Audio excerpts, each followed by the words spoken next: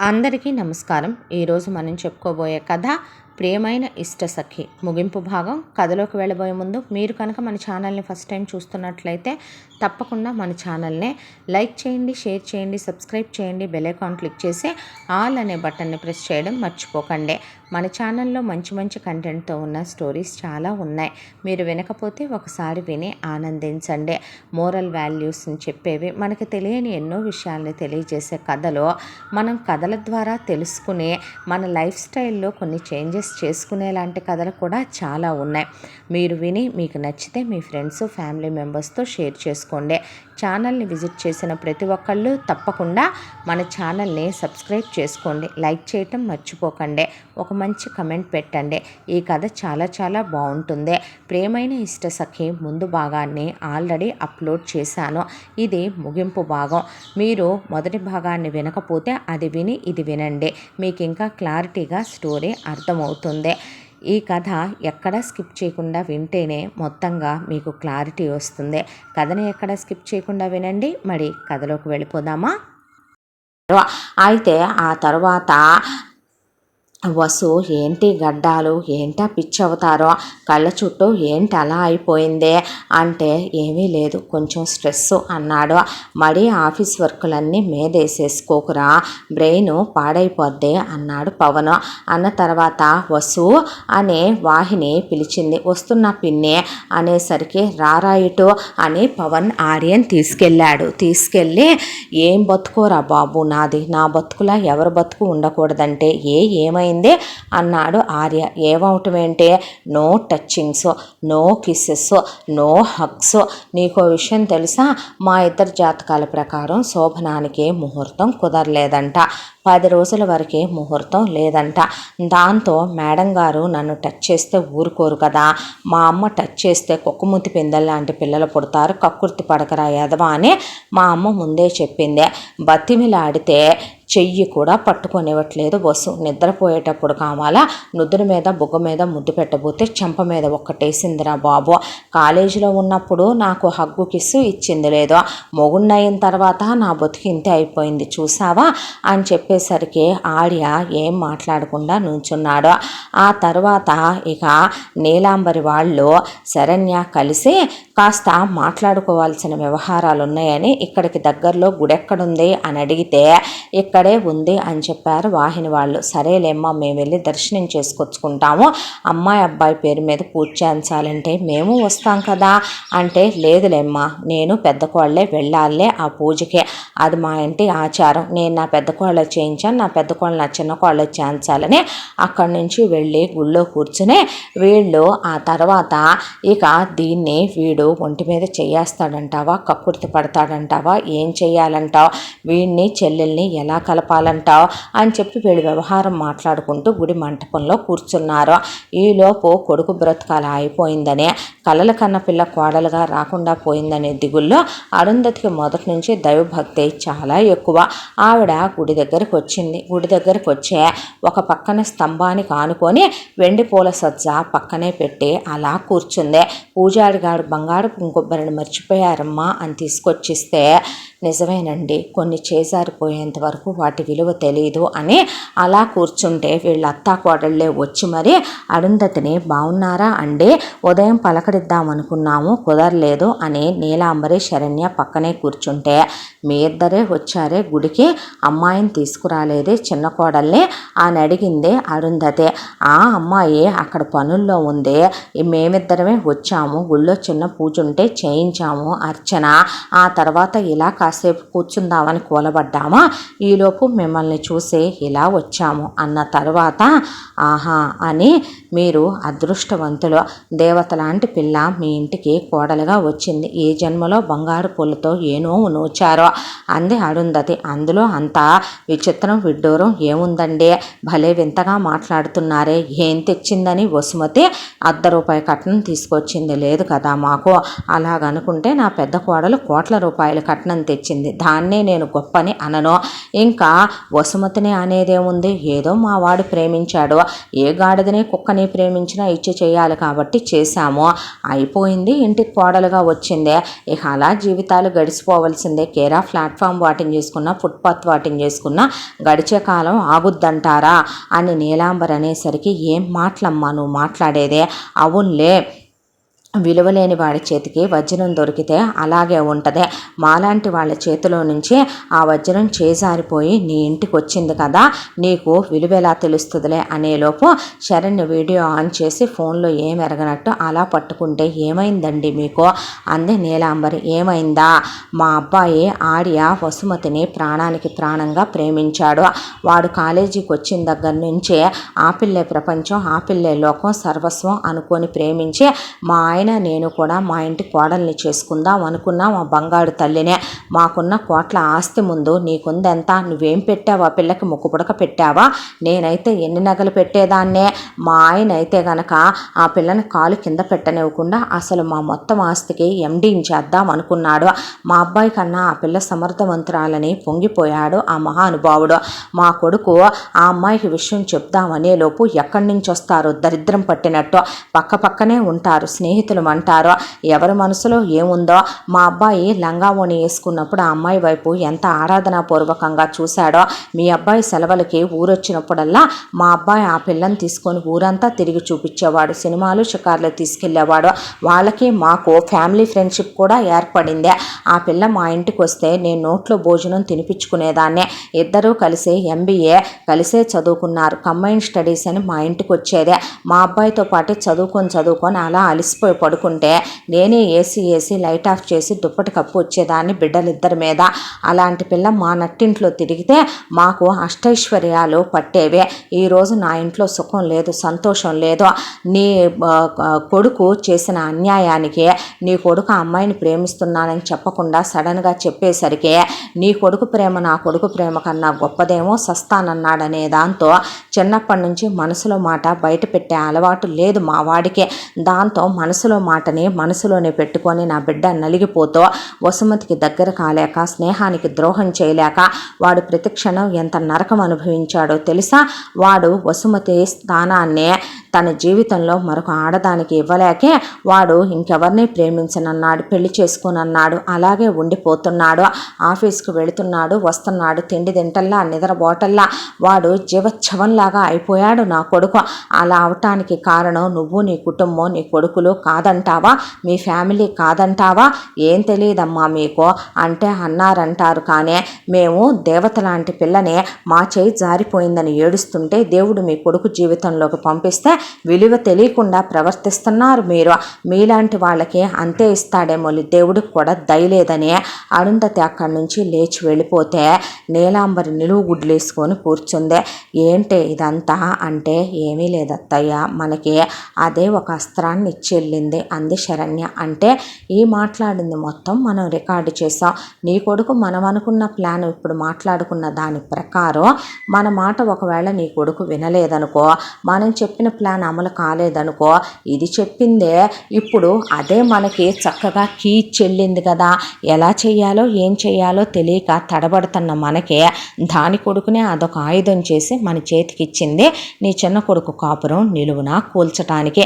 ఈ వీడియో నీ చిన్న కొడుకు చూపిస్తే చాలదా, వాడు నమ్మడా, ఉంచుంచు ఎందుకైనా మంచిది అంది నీలాంబరి. చూసావా, ఇది వాడు కలిసి కంబైన్డ్ స్టడీస్ చేశారంట, అంటే దీనికి ఒక మొగుడు ఒక మగాడు చాలడు, దీనికి మనవడేమో ఆమ్యామ్యాగాడు కాబట్టి పెళ్ళికి, వాడేమో డబ్బు ఉంది దీన్ని సుఖపెడతాడు మంచి అందగాడు కదా కాబట్టి వాడితో ప్రేమాయణాలకి మిగతా మొత్తం ఏమీ సమర్పించకుండానే వాడు దాని స్థానాన్ని వేరే ఆడదానికి ఇవ్వనని దాంతోనే లైఫ్ అని అనుకుంటున్నాడంటావా, అది మనం నమ్ముదామంటావా అందే శరణ్య. నిజమేగా, బర్దెగిచ్చిన వేశ్య అది, వెలయాలి అది, అలాంటి దాన్ని ప్రేమించాడు ఎదవా అంటే అలాగే ఉంటాయి మరి, అందరు నాలా మా చెల్లెళ్ళ మహాపతివ్రతలు ఉంటారా అత్తయ్య నీలాగా అనేసరికి నీలాంబరి కూడా నిజమే అని కోడలి వైపు అలా చూసి పద వెళదామని ఇంటికెళ్ళి వీళ్ళు సైలెంట్గా ఉన్నారు.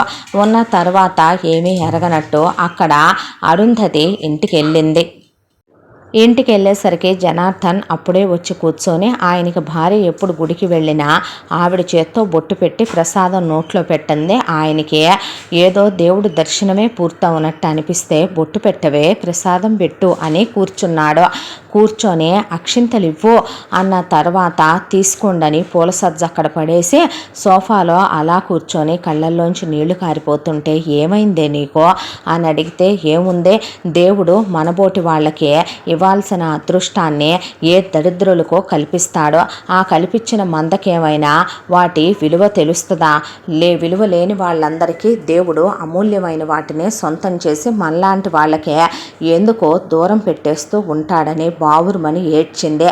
ఏమైందే ఇప్పుడు అనేసరికి ఆయన చేపట్టుకొని కొడుకు రూములోకి తీసుకెళ్ళి ఆర్య రూమ్లో ఉన్న వసుమతి జ్ఞాపకాలు, దాంతోపాటు ఆర్య వసుమతిని ప్రేమించాడనే ఈ మనసులో మాట చెప్పలేకపోయాడనే ఆ పవనగాడు పోనన్నా పోవట్లేదు ఏదన్నా గుద్దివాడు పోయినా బాగుండు దానికి 2 కొడుకులున్నారు ఆ పిల్లని నేనేమి ముండమోయనివ్వనయ్యా ఆ పిల్ల మెళ్ళో మనోడి చేత తాళి కట్టించేస్తా ఆ పిల్లకి పిల్లలు పుట్టినా సరే వాడు సచ్చిన తర్వాత తాళి కట్టిస్తా ఏం మాటలేయి పళ్ళు రాలుతాయి పిచ్చి మాటలు మాట్లాడొచ్చా అలాగా అంటే నీకేం తెలుసయ్యా నా కొడుకు ఎంత మదన అనుభవిస్తున్నాడో వాడు అసలు ఎందుకు వచ్చాడు నా కొడుక్కి నా కోడలికి మధ్యలో నేను ఆ అమ్మాయిని కోడలనే అనుకుంటున్నాను తెలుసా వాడు నాశనం అయిపోను వాడు ఊడ్సుకుపోను వాడమ్మ వాడి వదిన వాడి ఫ్యామిలీ ఎంత తేడాగా ఉన్నారో తెలుసా ఆ పిల్ల కట్న కానుకలు తేలేదు కేరా ప్లాట్ఫామ్ దన్నట్టు మాట్లాడిందే మన ఇంటికి వస్తే మనం ఎలా చూసుకునేవాళ్ళం వాడెన్నడు సంసారానికి పనికి రాకుండా పోతాడు వాడు ఎన్నుపూస ఇరిగిపోను వాళ్ళ కొంపలో జిల్లేళ్ళు మొలవ వాళ్ళ కొంపలో పీనుగులెల్లా దేవుడి దగ్గర ఇప్పుడే పూజ చేయించొచ్చాను వాళ్ళు నాశనంగాను అంటే ఆయన చెయ్యెత్తి తప్పు అలా మాట్లాడకూడదు పెళ్ళైన పిల్లని అన్నాక సరేలే నీ ముందంటే నువ్వు ఊరుకోవుగా దేవుడు అనేవాడు ఉన్నాడుగా దేవుణ్ణి అడుగుతాలే నేను అని చెప్పి ఆవిడ వెళ్ళిపోయిన తర్వాత జనార్దన్ అలా కూర్చుండిపోయాడు. ఆయన మనసులో లేదు ఆయనకే.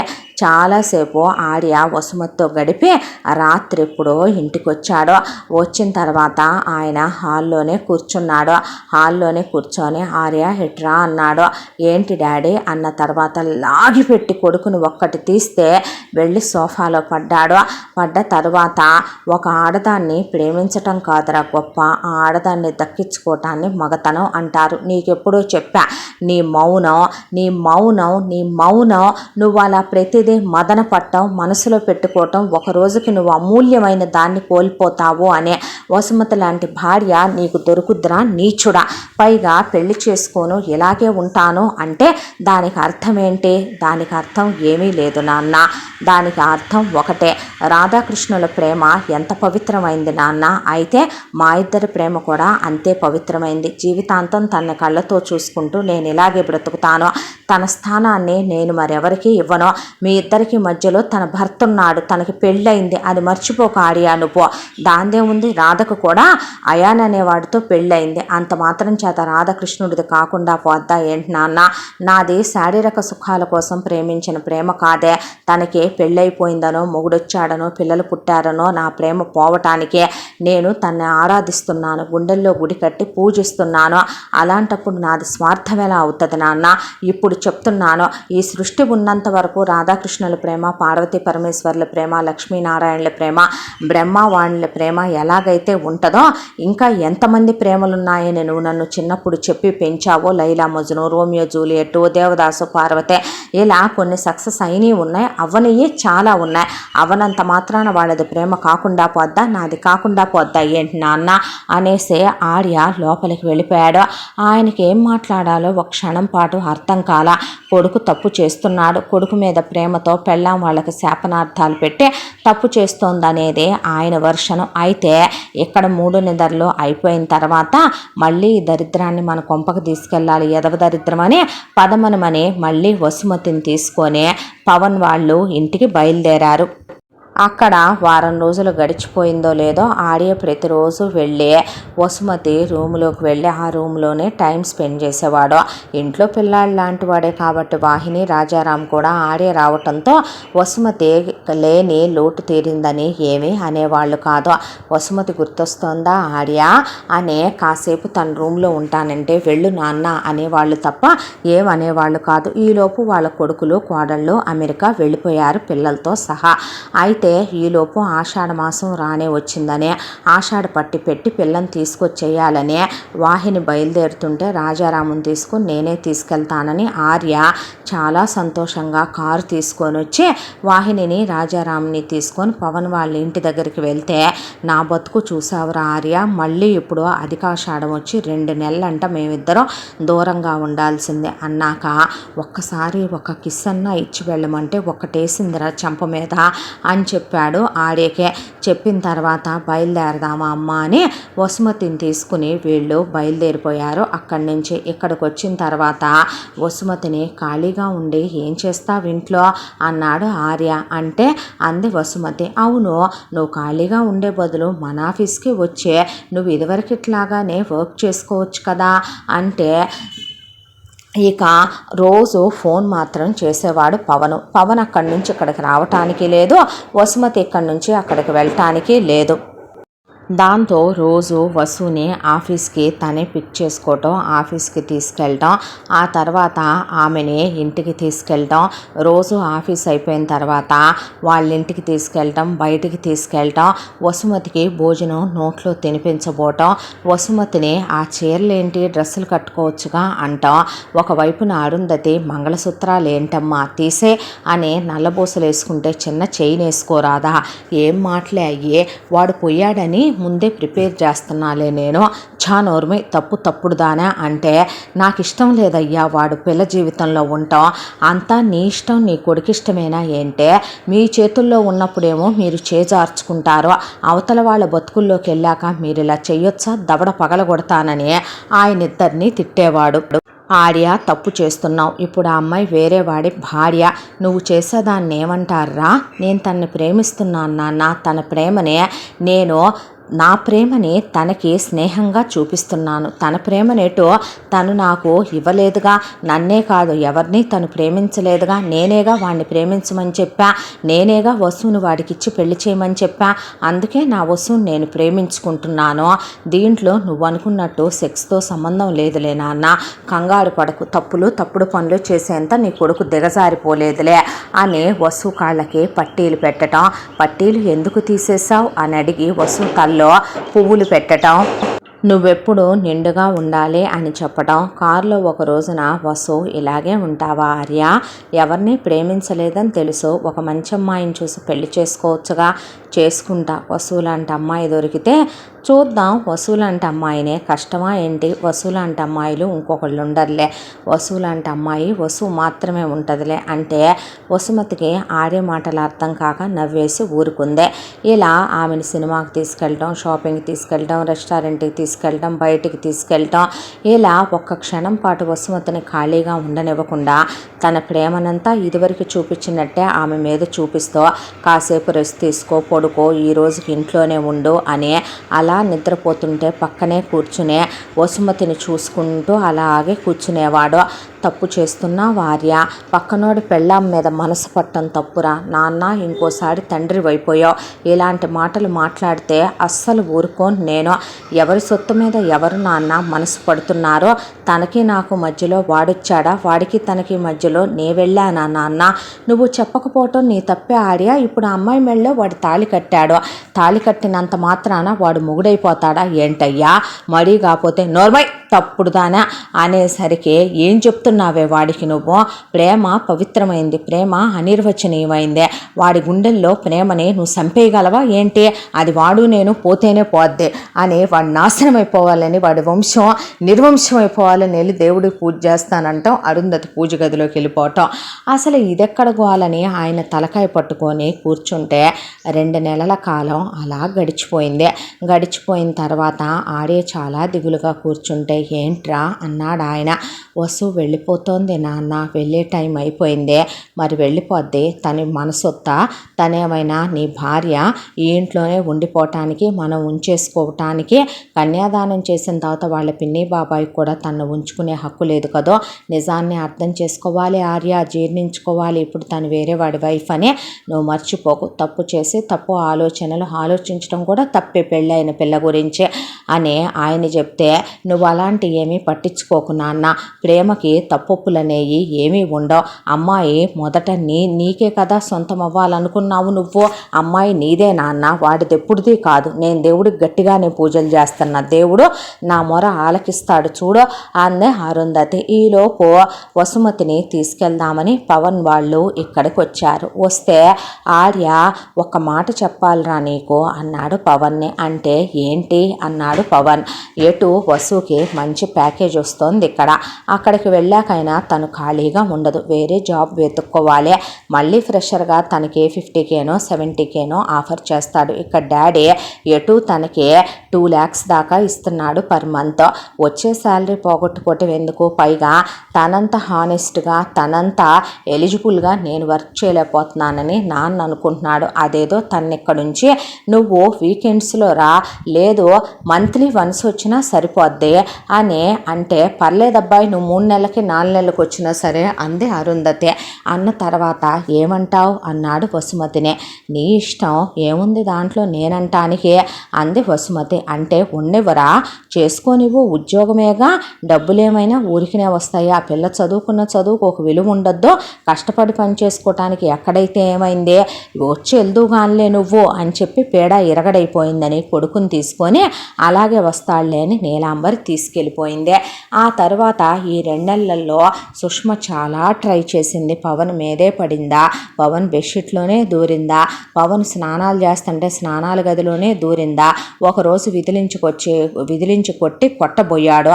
దాంతో సుష్మకి కోపం నన్నెత్తి కంటి పవన్ని గట్టిగా పట్టుకొని మంచం మీదకి తోసేసి గట్టిగా ముద్దు పెట్టుకొని గట్టిగా హక్ చేసుకొని ఆల్మోస్ట్ క్లోజ్ అవబోయేసరికి ఈలోగా కరెక్ట్గా పవన్ ఇంటిమేట్ అవటానికి రెడీ అయిపోయిన టైంలో టక్కుమని అట్నుంచి ఆర్య ఫోన్ చేసేపాటికి ఉలిక్కిపడి గబా బట్టలు తొడుక్కొని సుష్మ మీద బెడ్షీట్ కప్పేశాడు పవన్. ఏంట్రా అన్నాడు ఆర్యని. అంటే ఏమీ లేదు అమ్మ, నాన్న, నేను, వసు, అలాగే వసు వాళ్ళ పిన్ని బాబాయే అందరం కలిసి ఫ్యామిలీ అంతా టెంపుల్ ట్రిప్ వేసుకున్నాము.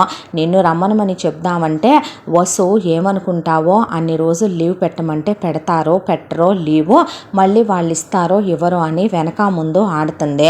ఒకసారి నిన్ను అడుగుదామని కాల్ చేశాను, రావచ్చు గారా నువ్వు కూడా అన్నాడు ఆర్య. అంటే నేను ట్రై చేస్తాను మ్యాక్స్, వచ్చేందుకే చూస్తాను అన్నాడు పవన్. సరే అన్న తర్వాత పవన్ కూర్చుండిపోయాడు. ఏమైంది అంటే, నాకు సడన్గా ఒకసారి ఫీలింగ్స్ ఆఫ్ అయిపోతే మళ్ళీ వెంటనే ఫీలింగ్స్ రావు, ప్లీజ్ నువ్వు ఈ రూమ్లోంచి బయటికి వెళ్ళిపోవా, నాకు అనీజీగా ఉంది. అంటే అదేంటి, నీకు నేనంటే ఇష్టం లేదా? నీ పెళ్ళానికన్నా నేను అందంగా లేనా, చదువుకోలేదా, నాకు డబ్బు లేదా, ఎందుకు దూరం పెడతావో, నేనేమి నీ పెళ్ళానికి తెలియనివ్వనులే అన్న తర్వాత తనకి నువ్వు తెలియనిస్తావని కాదు, తను నన్ను ఆల్రెడీ దూరంగానే ఉంచుతుంది. నాకు ఎప్పుడెప్పుడు ఒక ఆడదాని నేను ఎప్పుడు పొందుదామా అనే ఉంది. కానీ ఇప్పుడు ఒక్కసారిగా సడన్గా నా మైండ్ స్ట్రక్ అయిపోయింది. తన్నైతే నేను 6 years లవ్ చేశాను. ఆ తర్వాత 1 year తన్ని సెట్ చేసుకోవటానికి పట్టిందే. తన్ని నేను ఇంతవరకు టచ్ కూడా చేయలేదు, హగ్ కిస్ కూడా అవ్వలేదు. అలాంటిది నీతో నేను ఇంటిమేట్ అయితే తనకేం సమాధానం చెప్పాలి? అసలే నిలదీసి అడుగుద్ది, ముక్కు మీద కోపం ఉంటుంది. ఈ విషయం 10 మందికి తెలిసిందంటే నేను మ్యారేజ్ అయినటువంటి మగవాడిని, నన్ను ఎలా చూస్తారో తెలుసా? ప్లీజ్ సుష్మా నువ్వు వెళ్ళిపో. ఇలాంటి ఫారిన్లో సర్వసాధారణమేమో కానీ ఇండియాలో మాత్రం చాలా పెద్ద తప్పుల కిందకు వస్తాయి అనేసరికి బయటికి వెళ్ళిపోయిన సుష్మ పావుల బుసలు కొడుతూ వెళ్ళి నీలాంబరి మీద శరణ్య మీద సాగర్ మీద రంగారావుని పడేసి కుక్కల్ని కొట్టినట్టు కొట్టింది. దాంతో ఇదెక్కడ కర్మే అనేసరికి దాని కోరిక కలిగి ఆ కోరిక మగాడు తీర్చకపోతే మా చెల్లి అంతే చేస్తుంది, నాలాగా అది కూర్చొని ఏడవదో అంటే ఏం కూతుళ్ళని కన్నాడే మీ బాబు అనుకున్న తర్వాత పవన్ ఎలాగైనా వెళ్ళి అక్కడైనా వసుమతితో క్లోజ్ అవుదామని చెప్పి బయలుదేరిపోయి బ్యాగ్ సర్దుకున్నాడు. ఎక్కడికి రా అని నీలాంబరి అంటే వెళ్తానమ్మా, వాళ్ళు ట్రిప్ వెళ్తున్నారంట, నేను కూడా వెళ్ళి టైం స్పెండ్ చేసి వస్తాను, లీవ్ కూడా అప్లై చేశాను అనేపాటికి అలాగేలే వెళుతూ కానీ అన్నట్టు కూర్చొని టిఫిన్ తినేళ్ళు అని శరణ్య కన్ను కొట్టింది నీలాంబరే. టిఫిన్ పెడుతూ ఉండగా నడిచొస్తూ జారిపడి ఓరిదేవుడో ఓడినాయనో ఇంకేముందరా తండ్రో నా కాలు ఇరిగిపోయింది అయ్యో అని కింద కూర్చుండిపోయింది. దాంతో అమ్మా అనే పవను లేపి నుంచోబెట్టి నీలాంబర్ని నా వల్ల కావట్లేదు అయ్యో దేవుడో అనేసరికి తీసుకెళ్ళి బెడ్రూమ్లో పడుకోబెట్టారు. నన్ను వదిలి వెళ్ళబాకు చిన్నోడా, నువ్వు లేకపోతే నేను అసలు ఉండలేనురా, నువ్వు లేకపోతే నాకు అసలు నిద్ర పట్టదయ్యా, నువ్వు నాతోనే ఉండాలిరా అయ్యా అనేసరికి సరే ఉంటానులే అన్న తర్వాత ఇప్పుడు వీడిని ఎన్ని రోజులని ఆపగలం అత్తయ్యా, వీడు దాంతో కలవకుండా నా చెల్లెల మీద చెయ్యి కూడా వేసేలా లేడు, ఇప్పుడు దాంతో కలిస్తే మీ నలుగురిని నరబలిస్తా నేను అని కూర్చుంది సుష్మ.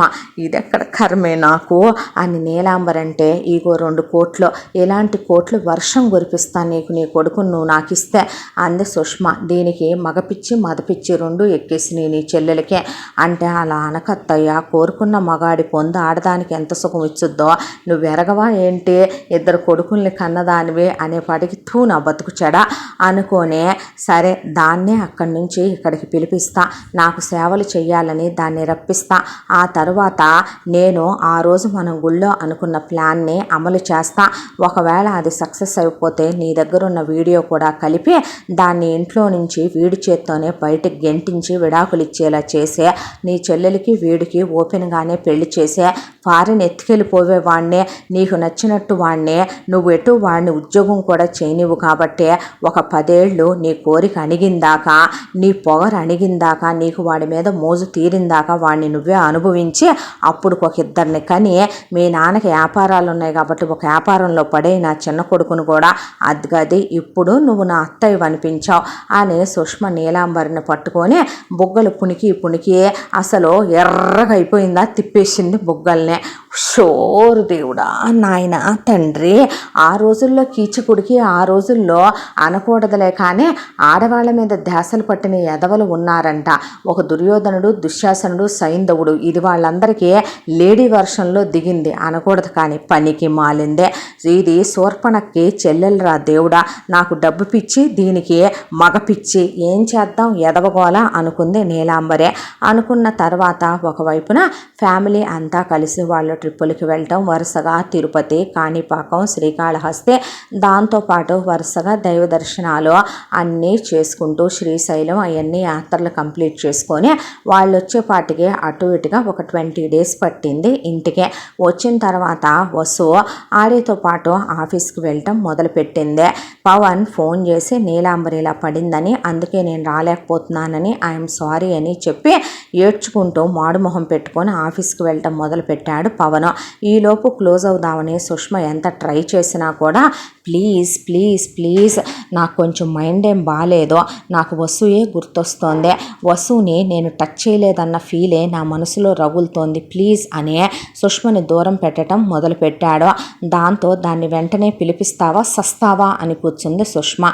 దాంతో నీలాంబరి ఫోన్ చేసి వసుమతికి అమ్మా నువ్వు వెంటనే నాకు ఇలా కాలు కింద పడ్డానమ్మా, దెబ్బ తగిలిందమ్మా, నువ్వు రావే నన్ను దగ్గరుండి చూసుకుందువు కానీ నిన్ను చూడాలనే నువ్వు కల్లోకి వస్తున్నావో, మనసంతా నువ్వే గుర్తొస్తున్నావమ్మా, ఎంత ఇంట్లో వీళ్ళందరూ ఉన్నా కూడా నీ తోడుకోళ్ళకేమో నీ బావని పిల్లల్ని చూసుకోవటం, పైగా అమెరికా నుంచి దాని చెల్లెలు వచ్చింది, దాన్ని చూసుకోవటానికి టైం అవటం లేదు, నీ మొగుడు ఆఫీస్కి వెళ్ళాలాయా, నన్ను చూసుకోవటానికి నీ మొగుడిని చూసుకోవటానికి ఎవరున్నారు రామ్మ అనే ఒకవైపున వాహిని రాజారాంకి ఫోన్ చేసి చెప్పి వసుమతిని కూడా అనేపాటికే ఇప్పుడు అదొచ్చి ఏం చేస్తుంది ఇక్కడ అనే పవన్ ఇప్పుడు వసుమతినే అడ్డంగా ఫీల్ అవుతున్నాడు. ఎందుకంటే సుష్మతో క్లోజ్ అవ్వాలనే.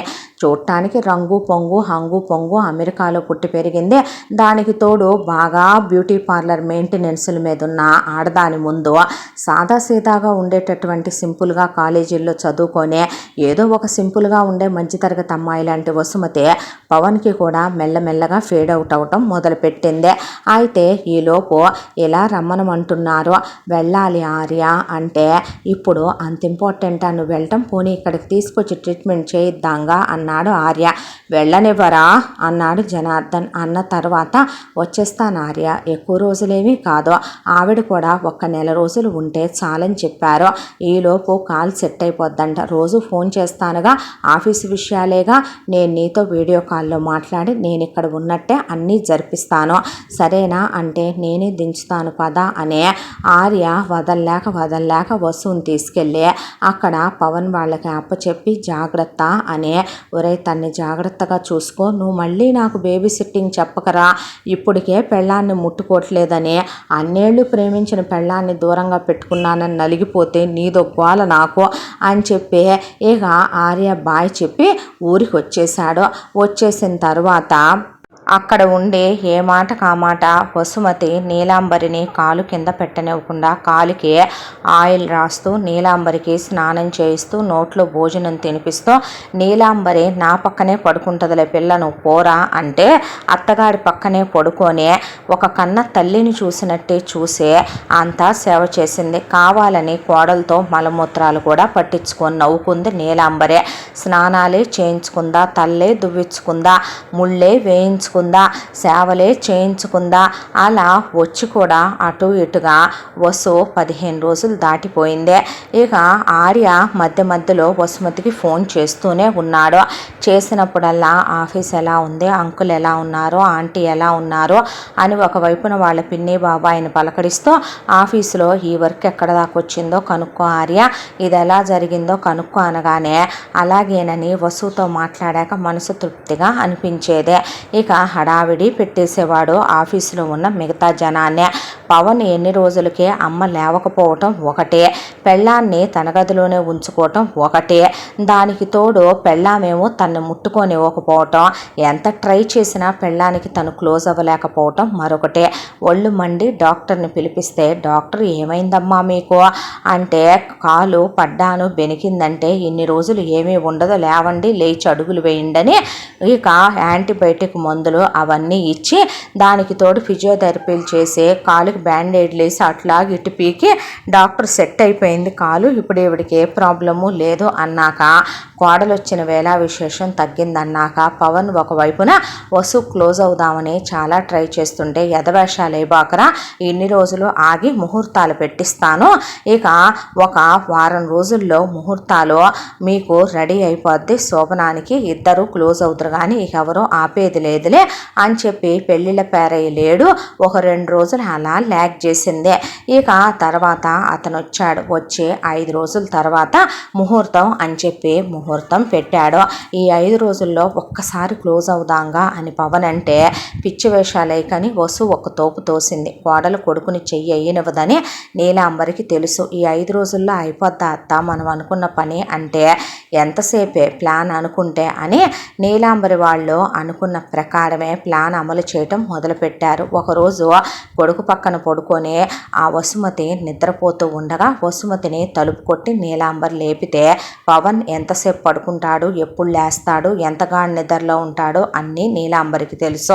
ఏంటత్తయ్య అని నిద్ర కళ్ళ మీద వసుమతి లేస్తే, ఎవరో కింద తలుపు కొడుతున్నారమ్మా, నాకు కంగారు అనిపించింది, మీరు కంగారు పడకండి నేను వెళ్ళి చూస్తానని వసుమతి కిందకు వెళ్ళిందే. కిందకి వెళ్తే కింద అచ్చు ఆర్య లాంటి ప్యాంటు షర్టు వేసుకుని, ఆర్య మెళ్ళో చైన్ లాంటిది హ్యాండ్ చైన్ లాంటిది వేసుకుని, ఆర్య లాంటి హెయిర్ స్టైలు, ఆర్య లాంటి బట్టలు, షూసు, బెల్టు వేసుకున్నటువంటి ఒక వ్యక్తి అక్కడ ఎదురుగా నిలబడున్నాడు. అతను ఆర్య కాదు. అయితే ఎవరండి, ఎవరు కావాలి అని అడిగింది వసుమతి. అడిగితే ఇక్కడ ఈ అడ్రస్ కావాలి అని అడిగాడు. ఈలోపు అతను మాట్లాడుతూ ఉండగా నీలాంబరి పవన్ని నిద్రలేపి, ఒరే మొద్దు లేదురా అంటే, ఇక్కడే ఉండాలి, వాష్రూమ్లో కూడా లేదురా అన్న తర్వాత కింద నుంచి మాటలు వినపడుతున్నాయి ఏంటి అని కొడుకు బెడ్రూమ్లో నుంచే కిందకు చూపిస్తే, ఆ అబ్బాయి నీ ఫ్రెండు ఆర్య కదూ, పిల్లాడేంటి కిందకొచ్చి పైకి రావట్లా, వసుమతితో మాట్లాడుతున్నాడు అనేసరికి ఇక పైన నుంచే ఆ తర్వాత చూడటానికి అచ్చం కట్టు బొట్టు తలకట్టు అన్నీ ఆడియాలాగానే ఉండేసరికి ఇక ఈ అడ్రస్ ఇక్కడ కాదండి ఇక్కడ అనుకుంటాను అన్నాక అతను ఆర్య ఎలాగైతే వసుమతిని భుజం మీద చెయ్యేసి తడతాడో అలా నిన్ను చూస్తే అచ్చు నా చెల్లెల్ని చూసినట్టుందమ్మా అని భుజం మీద చేపెట్టి తట్టి వెళ్ళొస్తాను అని అక్కడి నుంచి వెళ్ళిపోతే, అదేమిట్రా మన ఇంటికి వచ్చి నా చేతి భోజనం తినకుండా నిన్ను పలకరించకుండా అలా వెళ్ళిపోతున్నాడు నీ స్నేహితుడు అనేసరికి వసు లోపలికి వస్తే, ఎవరమ్మా అంది నీలాంబరే. ఎవరో అడ్రస్ కోసం వచ్చారు, వాళ్ళ అడ్రస్ అడిగారు, అది ఇది కాదని చెప్పాను. నేను అతని చెల్లెల్లాగా ఉన్నానని భుజం తట్టి వెళ్ళిపోయాడు. ఏంటో ఎమోషనల్ ఫూల్స్ అని వసు వెళ్ళి పడుకుంటే, అమ్మా ఎందుకురా అంత అబద్ధం చెప్తోంది నీకు, వచ్చిన అతని ప్యాంటు షర్టు బెల్టు బూట్లు చూడటానికి ఆడియే కదరా అతను, కాదని చెప్పుద్దే. అతని మెళ్ళో గొలుసు, చేతుకున్న బ్రేస్లెట్, వేలికున్న ఉంగరం నాకు బాగా గుర్తు. నువ్వు అంతకుముందు మీరు బీటెక్ ఫస్ట్ ఇయర్లో ఉన్నప్పటి నుంచి నా స్నేహితుడని ఫోటోల్లో చూపించావు. వసు బాగుందన్నాడని అవి అలాగే ఉంచేసుకున్నాడు ఆర్య అని కూడా నువ్వు చెప్పలా, సెంటిమెంట్ అయిపోయినాయి అవి తీయడని కూడా నువ్వు చెప్పలా. అలాంటిది కాదని కోడలి పిల్ల అబద్ధం ఆడుద్దేంటి, మన దగ్గర నిజం దాయాల్సిన అవసరం ఏంటి, ఏంటో ఈ తరం పిల్లలు అని నువ్వు బయట దాకా వెళ్ళి చూసిరాపో. ఒకవేళ అమ్మాయి చెప్పిందే నిజమా, మనమే భ్రమపడ్డామా, ఒకవేళ వాడు కాదేమో లేమ్మా అని అన్న పవన్కు కూడా అనుమానం పీకుతూనే ఉందే. ఏమో కాకపోతే మంచిది, ఒకవేళ అయితే మన ఇంటికి రాకుండా వెళ్ళాడనే బాధ నాకుండదా, చూసిరారా ఒకసారి, కలిగినింటి పిల్లాడు కదా, ఏ కష్టంలో వచ్చాడో ఏ అవసరంలో వచ్చాడో అనేసరికి పరిగెత్తుకుంటూ ఆర్య ఆర్య అని పిలుచుకుంటూ పవన్ రోడ్డు మీదకి వెళ్తే అవతల వ్యక్తి పరుగు లాంటి నడకతో గబా గబా గబా గబా నడుచుకుంటూ వెళ్ళి ఆర్య ఏ బ్రాండ్ కారు వాడతాడో ఆ బ్రాండ్ కారులోనే వెనకమాల నేమ్ ప్లేట్ చేంజ్ చేయటం ఎంతసేపు పని, ఆర్య కారు నేమ్ ప్లేటు దానికి అంటించుంది స్టిక్కర్ వెనకాల. ఆ కారులో ఎక్కి ఆకుండా చాలా ఫాస్ట్గా కారు పానిచ్చేశాడు. ఏరా ఏమైంది అంటే, ఏం లేదులేమ్మా నువ్వు వెళ్ళి పడుకో అన్నాక పవన్ వచ్చి పడుకుంటే వచ్చింది ఆర్య. వాడి ప్యాంటు షర్టే అది, వెనక నుంచి చూశాను, వాడి హెయిర్ స్టైలే, వాడి హ్యాండ్ చైనే, వాడి మెళ్ళో చైనే పైన నుంచి చూశాను, కారు వాడిదే. ఎందుకింత నాటకం ఆడిందే, ఎందుకింత డ్రామా ఆడి వాడలా వెళ్ళిపోతున్నాడో, ఏం జరుగుతుంది అసలు ఇంట్లో నాకు తెలియకుండా అని పవన్కి నిద్ర పట్టడం మానేసిందే. నీలాంబరి వెళ్ళి క్వార్టర్లతో హైఫైలు కొట్టి సక్సెస్ అయింది. చూసావా, అనుమాన బీజం నాటితే ఎంతటి మగాడైనా సరే నమ్మి తీరాల్సిందేనే, దాన్ని మీకు ఎప్పుడో చెప్పానా ఆ విషయం నేను అన్న తర్వాత, ఏమైంది అత్తయ్య, వీడు పరిగెత్తుకుంటూ వెళ్ళాడు, మనం ముందే ప్లాన్ ప్రకారం ఒకడిని వాడంత హైటే ఉన్నవాడిని అటు ఇటుగా వాళ్ళలాగే ఒడ్డు పొడుగు పోలికలున్నోడిని పట్టుకున్నామా, వాడికి సేమ్ హెయిర్ స్టైల్ చేపించామా, వాడికి సేమ్ బట్టలు వేసామా, వాడెలా వసుమతిని తడతాడో అలాగే తట్టి వెళ్ళమన్నామా, మనమే ఆర్యాగాడి లాంటి మెళ్ళో చైను హ్యాండ్ చైను చేయించి వాడికి వేసామా, ఆ తర్వాత ఆర్యాగాడి లాంటి కారు మనం తీసుకొని వెనక నేమ్ ప్లేట్ చేంజ్ చేసామా, వాడిని వీడు వాడే అనుకుంటున్నాడు, వాడి మొహం చూస్తేనే తెలిసింది వాడికి పెళ్ళాం మీద అనుమానం వచ్చిందని అంది నీలాంబరి. ఇప్పుడేంటి చేయటం, నెక్స్ట్ ప్లాను అమలు చేయటమే అంది. ఆ తర్వాత ఒకరోజు మెదలకుండా ఊరుకుని ఇక ఆ తర్వాత రోజున పవన్ ఆఫీస్కి వెళ్ళిపోయాడు. ఆ తర్వాత నీలాంబరి, మేమందరం గుడికి వెళుతున్నామమ్మా, నువ్వు ఇల్లు ఇంట్లో పనులు చూసుకో, పనమ్మాయితో పనులన్నీ చేయించి విశ్రాంతి తీసుకోమ్మా, మళ్ళీ మీ ఫస్ట్ నైట్ దగ్గరికి వస్తుందిగా, కాస్త బ్యూటీ స్లీప్ తీసుకో అంటే, గుడి కన్నా దేవుడి కన్నా బ్యూటీ స్లీప్ ఎక్కువ ఏంటక్క, నేను కూడా వస్తానందే వసుమతే. ఇది నువ్వు రావాల్సిందేమీ కాదులేమ్మా, ఇదంత అర్జెన్సీ కూడా కాదు, నా స్నేహితుడి కొడుక్కి అక్కడ పెళ్లి చూపులు ఏర్పాటు చేశారు. అమ్మాయి వాళ్ళు అక్కడికే వస్తామంటే వాళ్ళు మీ అత్తయ్యని, నన్ను, మీ బావని, మీ అక్కని రమ్మనమన్నారు. ఎటు మేము వెళ్తున్నాం కాబట్టి సుష్మ కూడా వస్తానందని పిల్లల్ని స్కూల్కి పంపాం కాబట్టి తీసుకొని వెళుతున్నాం. నువ్వు మీ అత్తయ్య చెప్పినట్టు విని ఇంట్లోనే ఉండు. ఒకవేళ పవన్ వచ్చే టైంకి మేము రాకపోతే వాడు కంగారు పడతాడు అని చెప్పి కోడలు వస్తానన్నా వద్దని నొక్కేసి ఆ తర్వాత పనమ్మాయికి కన్ను కొట్టి నీలాంబరి వాళ్ళు అక్కడి నుంచి వెళ్ళిపోయారు. వెళ్ళిపోయిన తరువాత పనిచేసే దాంతో ఒకవైపున పని చేస్తూనే ఆడికి ఫోన్ చేసింది వసుమతి. ఏం చేస్తున్నావురా అని అడిగితే పనమ్మాయి పని చేస్తుంటేనా నువ్వు చేస్తున్నావా లేకపోతే ఏం చేస్తున్నావు నువ్వు అక్కడ అంటే లేదులే ఆర్య నేనేమి చేయట్లే పనమ్మాయిని చేయమని చెప్పు. నువ్వు అటు ఇటు తిరక్కు అలసిపోతావు, ఫ్యాన్ కింద కూర్చో, ఏదైనా జ్యూస్ తాగు, ఎనర్జీ లాస్ అయిపోతావు అని చెప్తే నీ అభిమానం ఏంటో నాకు అర్థం కాదు, నువ్వు నాకు ఇచ్చే విలువేంటో నాకు అర్థం కాదు, నువ్వే ఈ జన్మకి నాకు అర్థం కావురా బాబు అనేసాక ఈ ప్రాజెక్ట్ ఎక్కడ దాకా వచ్చింది అనే ఆ అమ్మాయి ప్రాక్టికల్గా ఆ అమ్మాయి వర్క్ మైండ్ సెట్తో ఇక ఆ అమ్మాయి మామూలుగానే బిజినెస్ గురించి అడిగింది. అడిగితే ఆర్య కనుక్కుంటానని నేను లేకపోతే ఇలాగే పట్టించుకోవా అంటే వసూలేనిదే ఆర్య లేడేమో కదో అనేసరికి నిజమేలే నేనేగా మరి అంత పెద్ద సామ్రాజ్యాన్ని స్థాపించిందే ఆ గ్రేట్నెస్ అంకుల్ది కదో అన్న తర్వాత అందరినీ అడిగానని చెప్పమని కాసేపు మాట్లాడాక నువ్వు ముందు ఆ ప్రాజెక్టు విషయం చూడు సీరియస్గా తీసుకో ఆర్య అని ఫోన్ పెట్టేసింది వసు. ఆ తర్వాత ఆర్య మనసుకి చాలా హాయిగా అనిపించింది వసుమతితో మాట్లాడాక. ఆ తర్వాత కంగారు పెట్టేసి మేడం అడిగారు ఈ ప్రాజెక్ట్ ఎక్కడ దాకా వచ్చింది తీసురండి చెక్ చేస్తానంటే జనార్దన్ నిజంగానే వసుమతి లేకపోతే ఆర్య లేడు అని ఆయన మనసు కనిపించే ఒక క్షణం పాటు భగవంతుడు ఏదన్నా మిరకిల్ చేస్తే బాగుండేమో అనిపించేసిందే ఆయనకు కూడా.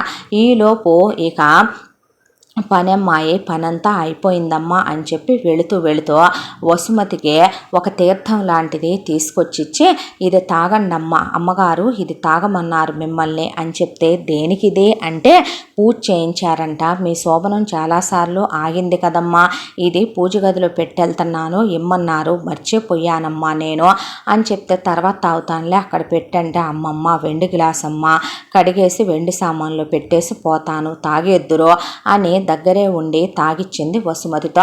తాగిన తర్వాత వసుమతి అలా వెళ్ళి కళ్ళు బయర్లు కమ్ముతుంటే అందులో మొత్తం కలిపి ఉంది ఆ తీర్థంలో. మంచం మీద అలా వాలిపోయింది.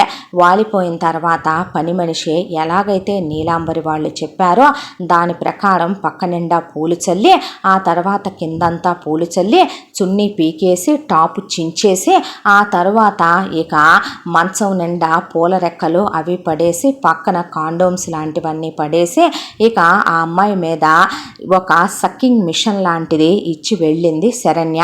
దాంతో భార్యాభర్తలు కలిసినప్పుడు గట్టిగా ఒకళ్ళు ముద్దు ముడిపాల్లో క్లోజ్ అయితే ఎలా ఉంటారో దాంతో ఇక గట్టిగా అమ్మాయి బ్లడ్ని పట్టుకొని లాగేసి ఎర్రగా కందిపోయేలాగా బాడీని చేసేసి ఆ తర్వాత ఒకడు లోపలికి వచ్చాడు.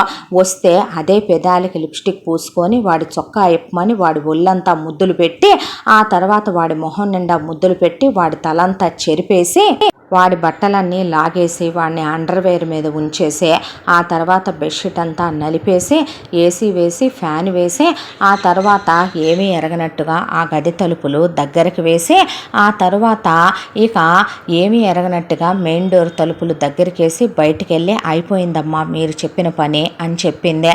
ఏందే ఇన్ని గంటలు పట్టింది మొత్తం ఎమ్మటే ఎక్కలేదమ్మా ఆమెకి. తాగిన తర్వాత 2-3 గంటలకు కానీ ఆ దెయ్యానికి మొత్తెక్కల. అప్పుడు దాకా వెళ్తున్నానని చెప్పి బయట తోటలో దాక్కున్నాను. ఆ తర్వాత మీరు చెప్పినోడు వచ్చాడు. మరి మీరు చెప్పిందేమన్నా చిన్న పనే అమ్మా, మీరు చెప్పినట్టు చెయ్యొద్దా చెప్పండి. దానికి ఎంతసేపు పట్టింది అనుకుంటున్నారో, బ్రాసరీలు పక్కన ఇసిరేయమన్నారా, అవన్నీ చేసి ఎంతసేపు పట్టింది. అక్కడ ఒక ఆడది ఒక మగాడితో సుఖపడ్డట్టు మీరు క్రియేట్ చేయమంది చిన్న పనే ఏంది అని చెప్పి నా విషయం మర్చిపోవద్దు మీరు అంది పని మనిషి. నీ అకౌంట్లోకి ఆల్రెడీ నీకు చెప్పిన 10 లక్షల అమౌంట్ వచ్చినాయి, వాడికి కూడా వచ్చినాయి, జాగ్రత్తగా వ్యవహారం నడపమన్నానని చెప్పని మేము వస్తున్నాం అందే నీలాంబరే. అన్న తర్వాత నువ్వు డోర్ వేసావా? ఆ మెయిన్ డోర్ వేసేసి నేను వంటగది వైపు డోర్ నుంచి వెళ్ళిపోతున్నానమ్మా అని చెప్పింది పనిచేసేదే. నీలాంబరి విత్ ఫ్యామిలీతో సహా అక్కడికి వచ్చి ఫోన్ మీద ఫోను వసుమతికి కొడితే పాపం మత్తులో పడున్న వసు ఫోన్ తీయలేదు. అయితే వెంటనే పవన్కి ఫోన్ చేసి, చిన్నోడా కోడలికి ఫోన్ చేస్తుంటే ఫోన్ తీయట్లేదు, మీరెక్కడికి వెళ్ళారు? మేము గుడికి వెళ్ళాము, పిల్ల రానందే, నాకు ఒంట్లో బాలేదు, తలనొప్పిగా ఉంది, ఇంట్లోనే ఉంటానందే, ఒకవేళ పాపం పడుకుందేమో, ఫోన్ చేయరా పిల్లకి అంది నీలాంబరి. ఫోన్ మీద ఫోన్ పవన్ చేసిన వసు ఎత్తలా. నేనెటు బయలుదేరిపోయాను, 5 నిమిషాల్లో ఇంటి ముందే ఉంటానని వచ్చాడు. వచ్చిన తర్వాత నీలాంబరి వాళ్ళు లోపల వైపు తలుపేసుకున్నట్టుందరా పిల్ల అంటే వసు అని పిలిస్తే తలుపు తేలా.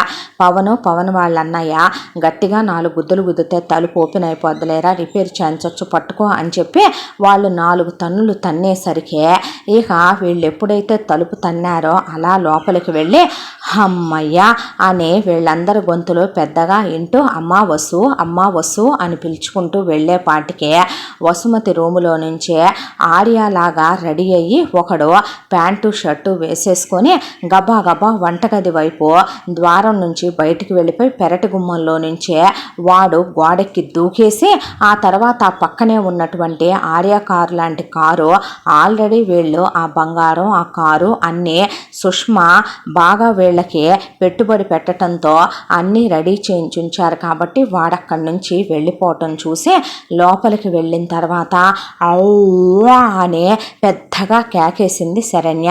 కేకేసేపాటికి పవన్తో సహా ఇంట్లో వాళ్ళందరూ అక్కడికి పరిగెత్తుకుంటూ వెళితే చిచ్చి ఇలాంటి నేలబారు ఆడవాటిని ఏమంటారో, అవునులే అలగా వాటిని చేసుకొని ప్రేమించానని ఎంత బాగా ఇంటి కోడళ్ళని చేసి తీసుకొస్తాడో అత్త నీ చిన్న కొడుకు. అమెరికాలో పుట్టి పెరిగిన నాకు కూడా ఇలాంటి లక్షణాలు లేవు. డర్టీ పీపుల్ ఏం పనులు ఇలాంటి ప్రాస్టిట్యూట్నన్నిటినీ కోడళ్ళని చేసుకొచ్చుకుంటారో అనే గుడికి వెళ్ళొచ్చి ఇలాంటివి చూడాల్సి వస్తుందని సుష్మ పిల్లలు కూడా చెడిపోతారని అప్పుడే స్కూల్ నుంచి వచ్చిన పిల్లల్ని తీసుకొని పతివ్రతల ఒక గదిలోకి వెళ్ళిపోయిందే. సాగరు రంగారావు కూతురు లాంటి దాన్ని చెల్లెలు లాంటి దాన్ని ఈ స్థితిలో మేమేం చూస్తామో అని మేము అవతలికి వెళ్ళిపోతున్నామని వెళ్ళిపోయిన తర్వాత నీలాంబరే అలా కూర్చుండిపోయిందే. శరణ్య దగ్గరికి వెళ్ళి ఊపితే వసుమతి లేవలేదు.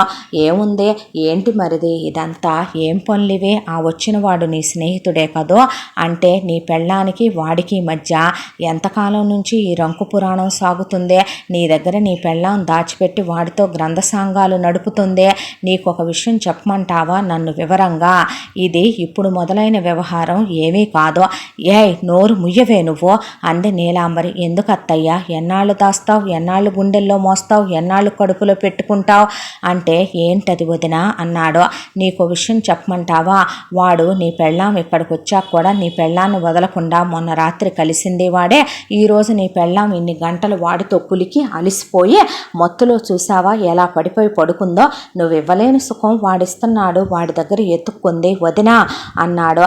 మీ అమ్మ నన్నేటు చెప్పనివ్వదు, నువ్వు కూడా చెప్పనివ్వవా ఏంటి మరిది అంటే ఏంటి వదినా అంటే ఇదిగో విను అనే శరణ్య ఆ రోజు అరుంధతే మా అబ్బాయి వసుమతిని ప్రేమించాడు అది ఇది అని మాట్లాడిన క్యాసెట్ మొత్తం శుభ్రంగా పవన్కి వీడియో ప్లే చేసి చూపించింది.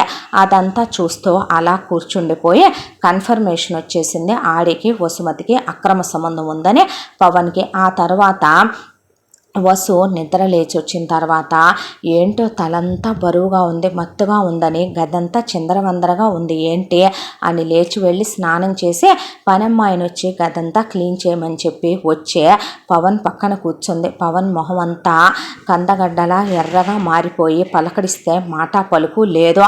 దాంతో అలాగే కూర్చుండిపోయే ఏమైంది, ఎప్పుడు వచ్చావు అత్తయ్య, దర్శనం బాగా అయిందా, పెళ్లి చూపుల పని అయిపోయిందా అన్న తర్వాత అవును అమ్మ వాళ్ళతో నువ్వెందుకు గుడికి వెళ్ళలేదు, నేను వెళ్తాననే అన్నా, అత్తయ్య వాళ్ళే వద్దు పనమ్మాయితో పని చేయించమన్నారు, నేను ఎప్పుడమ్మా అన్నాను నీతో, ఎందుకు అలాంటి మాటలన్నీ, జరిగిందేదో జరిగిపోయిందే, కడుపు చెంచుకుంటే కాళ్ళ మీద పడుద్ది, ఎవరు తప్పులు చేయని వాళ్ళంటావు, అహల్య చేసిన తప్పునే తప్పు కాదని శ్రీరాముడు అంతటి వాడే క్షమించి గౌతముణ్ణి ఏలుకోమని చెప్పలేదా, నేను అలాంటి ఒక తల్లినేనమ్మా, నాకు నువ్వొకటి శరణ్య ఒకటి కాదు, ఎందుకు ఈ మాటలన్నీ ఇప్పుడు వదిలేసే అని నేనేమన్నానో నువ్వేం విన్నావో, నువ్వే కదా రానన్నావు, తల బరువుగా ఉందన్నావు, నేనన్నానా, ఎప్పుడన్నానో, అమ్మాయి ఇంకా వాదిచ్చింది చాలే కానీ వాదన ఆపు, నువ్వు ఎల్లు లోపలికి అన్నాక వెళ్ళి రెస్ట్ తీసుకోపో వసు అన్నాడు సాగర్. అది కాదు అంటే, అబ్బా వెళ్ళు,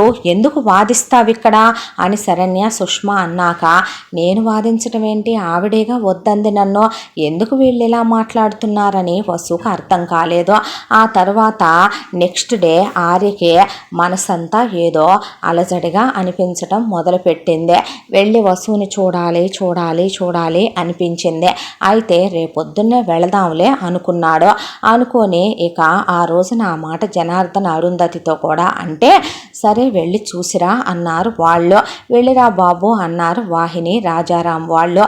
ఈలోపు పిల్ల ఎటు లేదు కాబట్టి, పిల్ల అటు వెళ్ళింది కాబట్టి, వాళ్ళ కొడుకులు కోడళ్ళు అమెరికా రమ్మన్నారు కాబట్టి, ఒక 2-3 నెలలు ఉండొస్తామయ్యా చిన్నోడి దగ్గర పెద్దోడి దగ్గర అంటే, ఆర్య వెళ్ళి వాళ్ళని అదే రోజు ఫ్లైట్ ఎక్కించి వచ్చాడు. ఫోన్ చేసి ఆ విషయం వాళ్ళు పిల్లకి చెప్పి జాగ్రత్తమ్మా అని కూడా చెప్పి, పవన్కి పిల్లని జాగ్రత్తగా చూసుకోమని చెప్పి కూడా వెళ్ళారు అమెరికాకి. ఆ తర్వాత ఇక ఇటువైపును చూస్తే నెక్స్ట్ డే వసు ఉన్నట్టుండి మళ్ళీ వీళ్ళు మొత్తం బిళ్ళలు కలిపేపాటికి టిఫిన్ తిని, ఆ టిఫిన్లో కడుపులో తిప్పి వాంతులయ్యే మాత్రలు కలిపేపాటికి 2-3 వాంతులయ్యి కళ్ళు తిరిగి పడిపోయింది. ఆ తర్వాత మైకం కమ్మి పడిపోయిన తర్వాత వీళ్ళ వైపున మాట్లాడే ఒక లేడీ డాక్టర్ని పిలిపించి ఇక వసుమతిని గదిలోకి తీసుకెళ్ళి వసుమతికి టెస్ట్ చేసినట్టుగా నాటకమాడి, షీఈ్ ప్రెగ్నెంట్ కంగ్రాచ్యులేషన్స్ అని చెప్పింది డాక్టరు. చెప్పేపాటికి వాట్ అన్నాడు పవన్. అవును, తను 3rd month క్యారీయింగ్లో ఉందే అని చెప్పేసరికి, మీరు వెళ్ళిరండి డాక్టర్ అందే నీలాంబరి. ఎందుకత్తయ్యా, సిగ్గు నీకైనా ఉండాలి మాకైనా ఉండాలి, అసలు నువ్వు ఇంకా దాన్ని ఏ మొహం పెట్టుకొని ఏలుకుంటావు, మరిదే దానికి ప్రేమించటానికి ఒక మగాడు కావాలి, పెళ్లి చేసుకోవటానికి ఒక మగాడు కావాలి, అది ఇప్పుడు వేరే వాడికి కడుపు చేయించుకుంది అంటే ఆ కడుపు ఆ పిల్లోడు నీ అకౌంట్లో వేద్దామనే కదా, అలాంటి దాన్ని నువ్వు అసలు ఏమని ఏలుకుంటావు, ఏమని కాపురం చేస్తావు, అవ్వ రేపొద్దున మనం పరువు ప్రతిష్ట గల కుటుంబం తలెత్తుకోవటానికే నా మామయ్య గారు, అసలు మీ అన్నయ్య ఎంత వ్యాపార ప్రపంచంలో ఉన్నాడో, నీకేం తక్కువ, అసలు నా చెల్లెలు నీ మీద ఎంత మనసు పడి నిన్ను పెళ్లి చేసుకుందాం అనుకుందే, నువ్వే ప్రపంచం అనుకుంది, ఈలోపు నువ్వు ప్రేమించానన్నావు కదా అని అత్తయ్య నీకు ఇచ్చి పెళ్లి చేస్తానందని పాపం అదొచ్చి నిన్ను కళ్ళతో అయినా చూసుకుందాం అనుకుందే తప్ప మీ ఇద్దరి మధ్య కథ రావాలని అనుకోను కూడా లేదే, ఇలాంటి కులస్త్రీలు చేసే పనులేనా, మేమెరగం బాబు పెళ్లికి ముందే ఇలాంటి పనులన్నీ అని తెగ నాటకాలు ఆడేసింది శరణ్య. దాంతో పవన్ కూర్చొని అన్నీ ఆలోచించుకోవటం మొదలుపెట్టాడు. బీటెక్లో లేటుగా రావటం ఆర్య, వచ్చిన తర్వాత వసుమతిని ఆ రోజు క్యాంటీన్లో ఫస్ట్ టైం చూడటం, తర్వాత వసు లంగా వణి వేసుకుంటే చూడటం, వసుతో పరిచయం పెంచుకోవటం, ఆ తర్వాత వసుని నిజంగానే తను లేనప్పుడు బయటికి తీసుకెళ్ళటం, వాళ్ళ ఫ్యామిలీతో వీళ్ళ ఫ్యామిలీతో వాళ్ళు క్లోజ్ అవటం, వసు వాళ్ళింట్లోనే ఉండటం, ఆర్య కోసమే MBAలో చేరిందని, ఇద్దరూ కలిసి ఒకే క్లాస్లో చేరారని, అందరూ వీళ్ళని లవ్ బర్డ్స్ అనుకున్నారని, వీళ్ళే తనకు ఆ విషయం చెప్పారని కూడా. ఆ తర్వాత ఇక వీళ్ళు ఎన్నిసార్లు ఫిజికల్ అయ్యారో ఎన్నిసార్లు క్లోజ్ అయ్యారో కంబైన్డ్ స్టడీస్ అంట చెప్పిందిగా, ఆ కంబైన్డ్ స్టడీస్లో ఏమేం చేసిందో అనకూడదులే కానీ ఆర్యగాడమ్మ పెద్ద దిగజారిపోయిన ఆడదే, ఆర్యగాడికి నీ పెళ్ళానికి ఎన్నిసార్లు దుప్పట్లు మార్చిందో, దీని పిన్ని బాబాయ్ వాడికి డబ్బులున్నాయి కదా, ఎటు వాళ్ళ కొడుకులు అమెరికాలో ఉన్నారు కదా, వాళ్ళకి పెట్టుబడులు పెడతాడని ఎన్నిసార్లు ఇక అన్న కూతుర్ని తీసుకెళ్ళి దీని బాబాయి పిన్ని కలిసి వాడి దగ్గర మరగేశారో మనం చూసామా మరిది అనేసరికి తల తిరిగిపోతూ ఆర్య క్లోజ్గా ఉండటం, వసునే తట్టడం, వసుకి నోట్లో తినిపించబోవటం, వసుతో నవ్వటం, జోకులేయటం, కారులో తీసుకెళ్ళటం, ఉద్యోగం ఇప్పించటం, ఆ తరువాత పెళ్ళయ్యి వెళ్ళిన తర్వాత కూడా తనే వచ్చే ఆషాఢ పట్టి ఇచ్చినప్పుడు తీసుకెళ్ళటం, తనకి వసుకి శోభనం అవ్వలేదంటే ఆర్య కళ్ళల్లో ఒక స్పార్క్ కనిపించటం, తనకి పెళ్ళయిందనగానే గడ్డాలు పెంచేసుకోవటం, పెళ్లి చేసుకోవారా అంటే ఈ లైఫ్కి ఇంతే అని తనకి సమాధానాలు చెప్పటం. ఆ తర్వాత వసుమతిని ఇక్కడి నుంచి తీసుకెళ్ళిన తర్వాత ఎప్పుడు ఫోన్ చేసినా ఆర్యతో ఉన్నా, ఆర్య వాళ్ళ ఇంట్లో ఉన్నా, ఆఫీసులో ఆర్యతో ఉన్నానని అది చెప్పటం. ఆఫ్టర్ ఆల్ దానికి ఒక 50,000 70,000 జీతం కూడా ఇవ్వని దానికి 2 లక్షల జీతాలు ఆఫర్లు చేయటం. ఆ తర్వాత తను ఇక్కడే ఉంటుందిలే, నువ్వు వారానికి ఒకసారి 10 రోజులకు ఒకసారి రా అని వాడంటాం, 3 నెలలకు ఒకసారి వచ్చినా పర్వాలేదని వాడు అమ్మంటాం. ఇవన్నీ గుర్తుకొచ్చి కన్ఫర్మేషన్కి వచ్చేసాడు. వసు కడుపుతో ఉంది, ఆ కడుపులో బిడ్డకి తండ్రి ఆర్యే అని ఫిక్స్ చేసి ఆంబులం పడిపోయింది పవన్ మైండ్లో. ఏమైంది పవన్, ఎందుకు అందరూ అలా ఉన్నారు అని అడిగింది వసు. అడిగేసరికి నీ కడుపులో బిడ్డకి తండ్రి ఎవరే అన్నాడు వసుమతిని. వాట్ యు మీన్ అన్న తర్వాత, నీకు కడుపు చేసింది ఆ ఆడియాగాడే కదే, నువ్వు ఇన్నాళ్ళుగా కులుకుతూ వచ్చింది వాడితోనే కదే, నీకు ఒక మొగుడు ఒక మగాడు సరిపోడు కదే బజారు దానా అని కాల్తో ఎగిరి వసుమతి కడుపులో తన్నాడు. తన్నేసరికి కుర్చీలో కూర్చుందల్లా కుర్చీ వెళ్ళకిలా వెనక్కి పడిపోయి కింద పడిపోయి అమ్మా అంది, తలకి దెబ్బ తగిలే. అక్కడ ఆర్య అప్పుడే గుడికి వెళ్ళి గుళ్ళో కూర్చుంటే ఆ రోజు చాలా మంచి రోజు కాబట్టి మన మనసులో కోరిక ఏది కోరుకున్నా దేవుడు నెరవేరుస్తాడని నా వసు నాతో ఉండాలనుకున్నాను. ఆ కోరికని నువ్వు నెరవేర్చలేదు. నా వసు ఎక్కడున్నా ఎవరితో ఉన్నా హ్యాపీగా ఉండాలి దేవుడా. నా వసు కళ్ళల్లో నీళ్ళు వచ్చినా ఎంత బాధపడినా నేను చూడలేనయ్యా అనుకొని హారతి తీసుకుంటూ ఉండగా టక్కున హారతి ఆరిపోయిందే.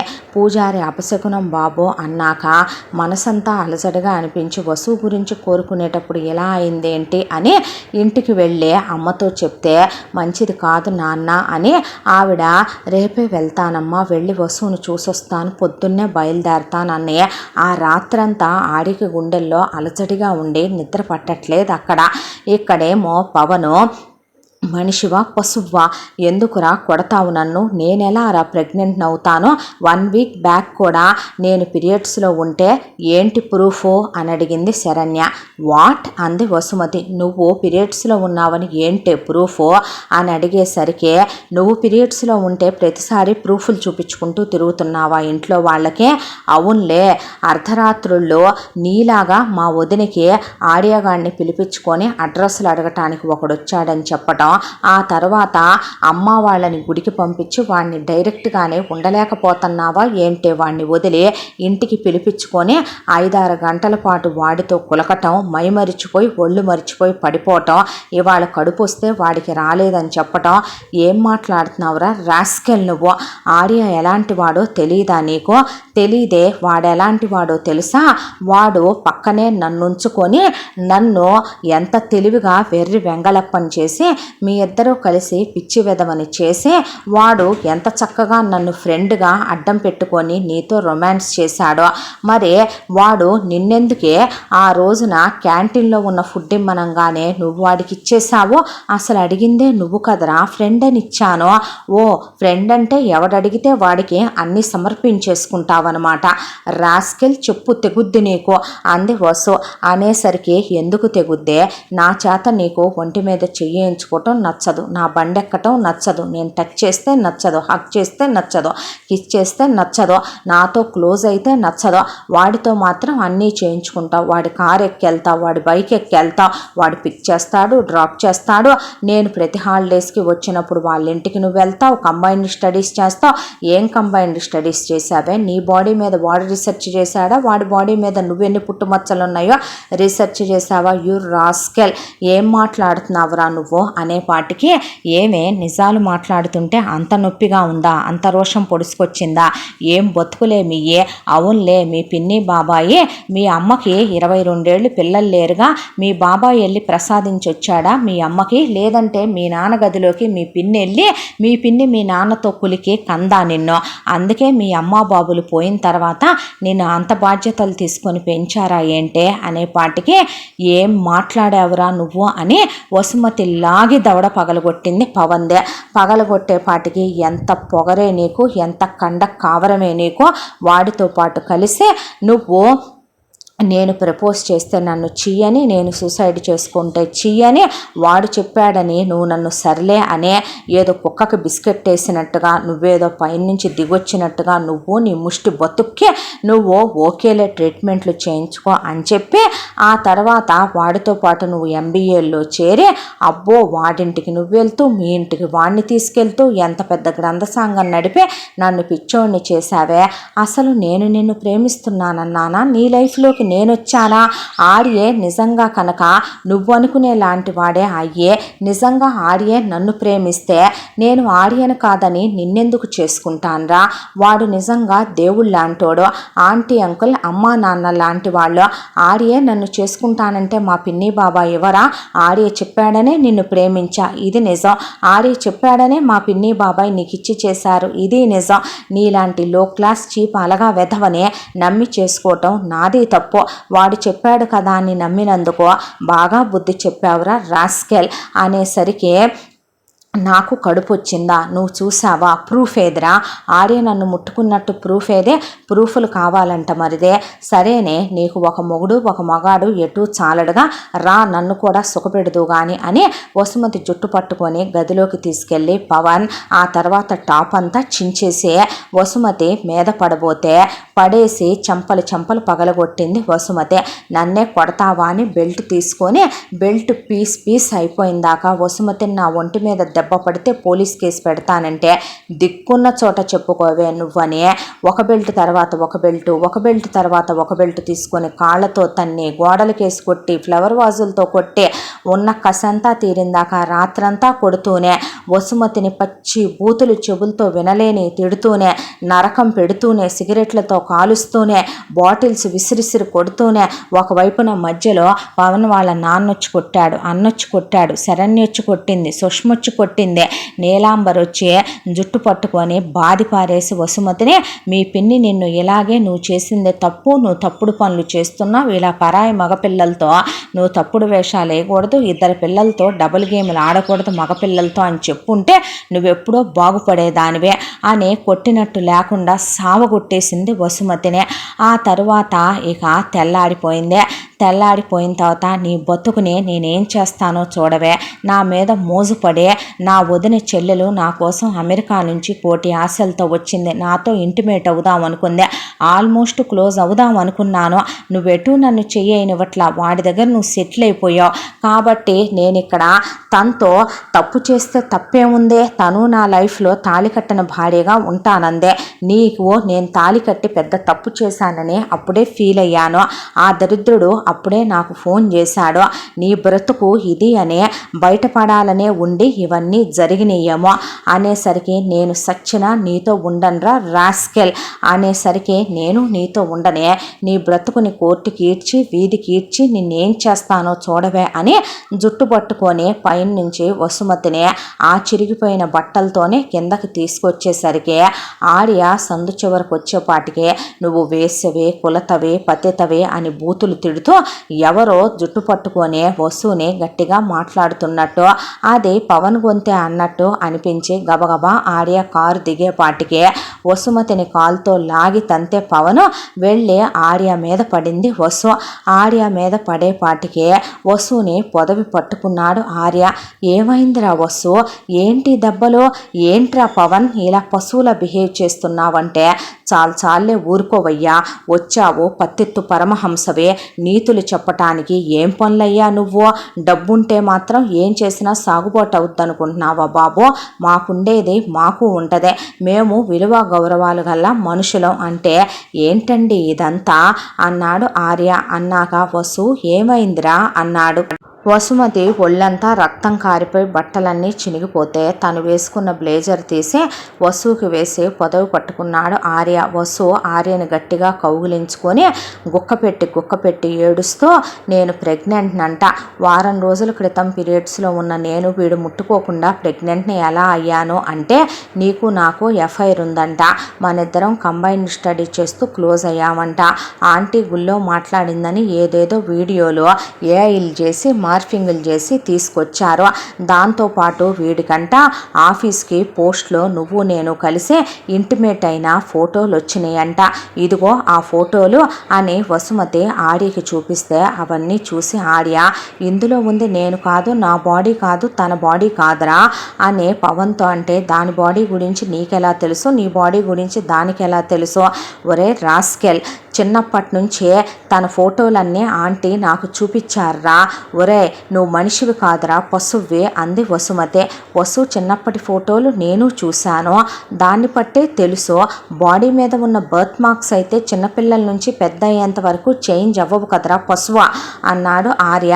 అన్న తర్వాత నేనంట నటిస్తున్నానంట, నువ్వు మొన్న రాత్రి వచ్చి నన్ను కలిసావంట, నువ్వు ఆ తర్వాత నాతో నిన్న ఇంటిమేట్ అయ్యావంట, నీ బిడ్డ నా కడుపులో పెరుగుతుందంట అని జరిగింది మొత్తం క్రిస్టల్ క్లియర్గా వసు ఆర్యకి చెప్పింది.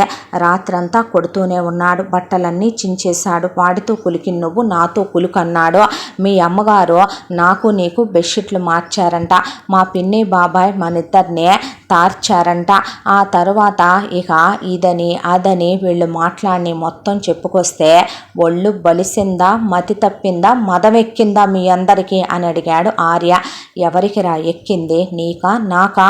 ఇది లంగావోని వేసుకొస్తే నువ్వు వెర్రెక్కిపోయి దీన్ని చూసింది అబద్ధమా, లేకపోతే నువ్వు దీన్ని బళ్ళ మీద వేసుకొని తిప్పింది అబద్ధమా, నేను లేనప్పుడు నువ్వు దీన్ని ఊరంతా తిప్పింది అబద్ధమా, మీ ఇంటికి తీసుకెళ్ళింది అబద్ధమా, మీరు వీళ్ళు ఫ్యామిలీ ఫ్రెండ్స్ అయింది అబద్ధమా, కంబైన్ స్టడీస్ చేసింది అబద్ధమా, నువ్వు చెప్తే ఇది నా లవ్వును ఒప్పుకుంది అబద్ధమా, దీని బాబాయ్ పిన్ని నువ్వు చెప్తే నన్ను ఇంటర్లుని చేసుకుంది అబద్ధమా, ఆ తర్వాత ఇది నువ్వు కలిసి ఎంబీఏలో చేరితే మీ అందరినీ లవ్ బోర్డ్స్ అనుకుంది అబద్ధమా, నువ్వు దీనికి ఆఫీసులో జాబ్ ఇచ్చి ముష్టి 50,000 జీతం కూడా ఇవ్వని దీనికి 2 లక్షలు ఇవ్వటం అబద్ధమా, నువ్వు దీని తర్వాత పెళ్ళే చేసుకొని అంటాం అబద్ధమా, మీ అమ్మ నువ్వు ప్రేమిస్తున్నావని చెప్పిన ఈ వీడియో అబద్ధమా? ఏది అబద్ధం కాదురా, అన్నీ నిజాలు. నన్ను పిచ్చోడిని చేశారు, వెర్రోడిని చేశారు, ఇలాంటి తిరుగుబోద్దాన్ని పతితని కులతని వేసిని నువ్వు వాడేసిన యూజ్డ్ పీస్నే ఎంత బాగా నాకు అంటకట్టాలని చూసావురా నువ్వు, దీన్ని నేను ఎలా ఏలుకుంటాననుకుంటున్నావురా, ఇది బజార్ ఆడదరా అనే కాల్తో పవన్ వసుమతిని ఎగిరి తన్ని చంప మీద లాగిపెట్టి కొట్టే, ఆ పక్కనే గోడుంటే వసు జుట్టు పట్టుకొని కొట్టపోతే ఆడియోలో కోపం కట్టలు తెంచేసుకుంది. ఇక దాంతో వసునే కారు డోర్ ఓపెన్ చేసి అలా కారులో కూర్చోబెట్టిన తర్వాత తన నడుముకున్న బెల్ట్ తీశాడు, బకిల్ సైడ్ పట్టుకున్నాడు, పట్టుకొని పీస్ అయిపోయిందాకా పవన్ని కొట్టే, ఆ పక్కనే ఐరన్ రాడ్ ఒకటి ఉంటే అది తీసుకొని పవన్ మీద నీలాంబరి మీద రంగారావుని సాగర్ని శరణ్యని కొడితే మక్కనే కొడతావా అనేపాటికి సుష్మను కూడా పడేసి కొట్టి, నీతి జాతి లేని వెధవ, తప్పు చేసింది నేను రా, నన్ను కొట్టుకోవాలని తాను పటా కొట్టుకున్నాడు ఆర్య. బంగారం లాంటి దేవత లాంటి అమ్మాయిని నువ్వు మంచోడువని చెప్పి నిన్ను ప్రేమించమని చెప్పింది నేను, నువ్వు మంచోడువని వాళ్ళ పిన్ని బాబాయికి నీకిచ్చి పెళ్లి చేయమని చెప్పింది నేను, నన్ను కొట్టుకోవాలి చెత్త రాసుకెళ్ళి నేను. ఒరే ఒక విషయం చెప్పమంటావా, ప్రేమ అంటే నమ్మకం, అనుమానించటానికి 1,00,000 కారణాలు మన ఎదురుగా ఉన్నా ఒక భార్యని భర్తని భార్య అనుమానించారు అంటేనే ఇంకక్కడ నమ్మకం లేనట్టు, ప్రేమ లేనట్టు, ఆ బంధానికి విలువ లేనట్టు. ఒక విషయం చెప్పమంటావా, నువ్వు స్నేహితుడుగాను కరెక్ట్ కాదు, ప్రేమికుడుగాను కరెక్ట్ కాదు, భర్తగాను కరెక్ట్ కాదు, నీలాంటి వాడు బ్రతికుండటానికి అర్హత లేదు. నువ్వేంటనేది నువ్వు చూపించావురా, నేనేంటనేది నువ్వు చూడవా? వసు నా ప్రాణం, అలాంటి దాన్నే నువ్వు బూతులు తిట్టి రక్తాలు చేసేటట్టు కొట్టి నిందలు మోపి ఈరోజు అనాథని చేసే తన్ని బయటికి గెంటేశావు కదా, మీ బ్రతుకులు ఏం చేస్తానో చూడండి అని ఆర్య అక్కడి నుంచి వసుని తీసుకొని వాళ్ళ అమ్మా నాన్నకు ఫోన్ చేసి డాక్టర్ని పిలిపించండి అని చెప్పి వాళ్ళ ఇంటికి బయలుదేరిపోయి ఇంటికి తీసుకెళ్ళి వసుని అలా ఎత్తుకొని తీసుకెళ్ళి సోఫాలో పడుకోబెడితే డాక్టర్ గారు అప్పటికే వచ్చి రెడీగా ఉన్నాడు. ఆ డాక్టర్ గారు వచ్చి వసుని చెక్ చేసి వాట్ ఈస్ దిస్ మిస్టర్, ఏంటిదంతా, ఎవడిదంతా ఇలా చేసిందంటే అయ్యో నా బిడ్డో అని అరుంధతి పరిగెత్తుకుంటూ వచ్చి ఏం జరిగిందంటే ఇలా జరిగిందని, వచ్చింది వాళ్ళ ఫ్యామిలీ డాక్టరే కాబట్టి ఆర్య మొత్తం చెప్పాడు. ఆ రాస్కెల్ మీద మీరు డొమెస్టిక్ వైలెన్స్ సార్, ఇదే కేసు ఫైల్ చేయించండి జనార్దన్ గారు. ఆ అమ్మాయికి ఆల్మోస్ట్ బాడీలో ఏ పార్టు పనిచేయకుండా కొట్టారో, కడుపు మీద తన్నేశారు. ఆ అమ్మాయికి ట్రీట్మెంట్ చేయాలి, మామూలు మనిషి అవటానికి 1 year పట్టుద్ది, నేను రిపోర్ట్ రాసిస్తానని ఆయన రాసిచ్చాడు డాక్టర్ సర్టిఫికెట్. దానికి తోడు సాక్ష్యాలు కనపడుతున్నాయంటే పోలీసుల్ని వెంటనే పిలిపించి జనార్దను వసు చేత మొత్తం చెప్పించి ఆ తర్వాత జరిగిందంతా ప్రూఫ్లతో సహా ఆయన వాళ్ళకి ఇప్పించి ఇలా అక్రమ సంబంధాలు అంటకట్టారు, ఇలా చెప్పారని మొత్తం చెప్పిన తర్వాత ఇక వసు అలా పడిపోయింది. ఆయన సెలైన్ పెట్టాడు. పెట్టిన తర్వాత డాక్టర్ నేను ప్రెగ్నెంటా అంటే ఆయన వీన్ పట్టుకొని చూసి లేదమ్మా, ఎవరన్నారు నువ్వు ప్రెగ్నెంట్ అని, ఫేక్ అమ్మా అదంతా అన్న తర్వాత 1 weekలో పీరియడ్స్ వచ్చిన తర్వాత ఎవరు ప్రెగ్నెంట్ అవ్వలేరు.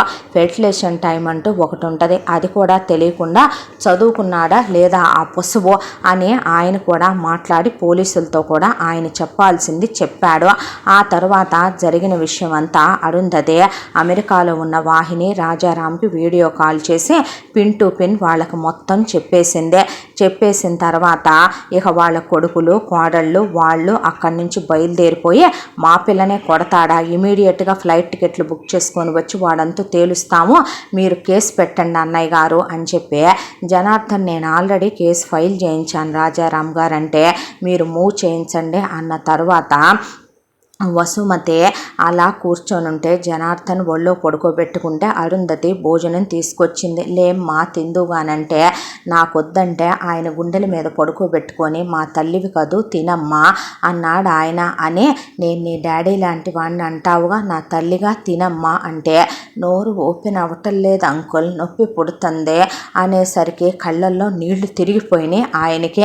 మా తల్లివి కదూ అని మెల్లగా కూర్చోబెట్టి పసిబిడ్డకు పెట్టినట్టు గోడు ముద్దలు పెట్టి వాళ్ళిద్దరికీ కళ్ళల్లో ఆకుండా నీళ్ళు వచ్చేసినాయి. ఎలా ఉండే పిల్ల, ఎలా చలాకీగా తిరిగే పిల్ల, వాళ్ళు అలాగైనా చూడాలనుకున్నారు వసునే. దాంతో మీకు విషయం తెలుసా అంకుల్, వాడు ఎలా మాట్లాడాడో, నేను ఆరితో ఎఫ్ఐఆర్ పెట్టుకున్నానంట, ఇక్కడికి వచ్చినప్పుడు నేను ఆరితో ఇంటిమేట్ అయ్యానంట, ఆంటీ బెడ్షీట్లు మార్చారంట, నేను ఆర్య లవ్ చేసుకున్నామంట, వాడికి ఆర్య కదా మూవీ టికెట్స్ పెట్టుకున్నాడు, వాడికి ఆర్య కదా ముష్టేశాడు, వాడికి ఆర్య కదా బట్టలు కొనిపెట్టాడు, ఆ విషయం అడిగితే వాడు నాకు ముష్టేశాడా అని కొట్టి నువ్వు వాడిని సుఖపెట్టావు నన్ను సుఖపెట్టమని రాత్రంతా కొడుతూనే ఉన్నాడు అంకుల్. ఒక విషయం తెలుసా, వీడే గనక నిజంగా నాకు, వీడికన్నా వాడు నాకు బెస్ట్ ఫ్రెండా కాదు కదా అంకుల్, వాడు నాకు జస్ట్ ఫ్రెండే కదా, వీడే నా బెస్ట్ ఫ్రెండ్ కదా, వీడి మనసులోనే నిజంగా నా మీద ఆ ఉద్దేశం ఉండి ప్రేమిస్తున్నానని చెప్తే నేను వీడిని కాదనే దాన్నా అనేపాటికి ఆర్య అలా నిలువు గుడ్లేసుకొని నుంచుండి పోయాడు.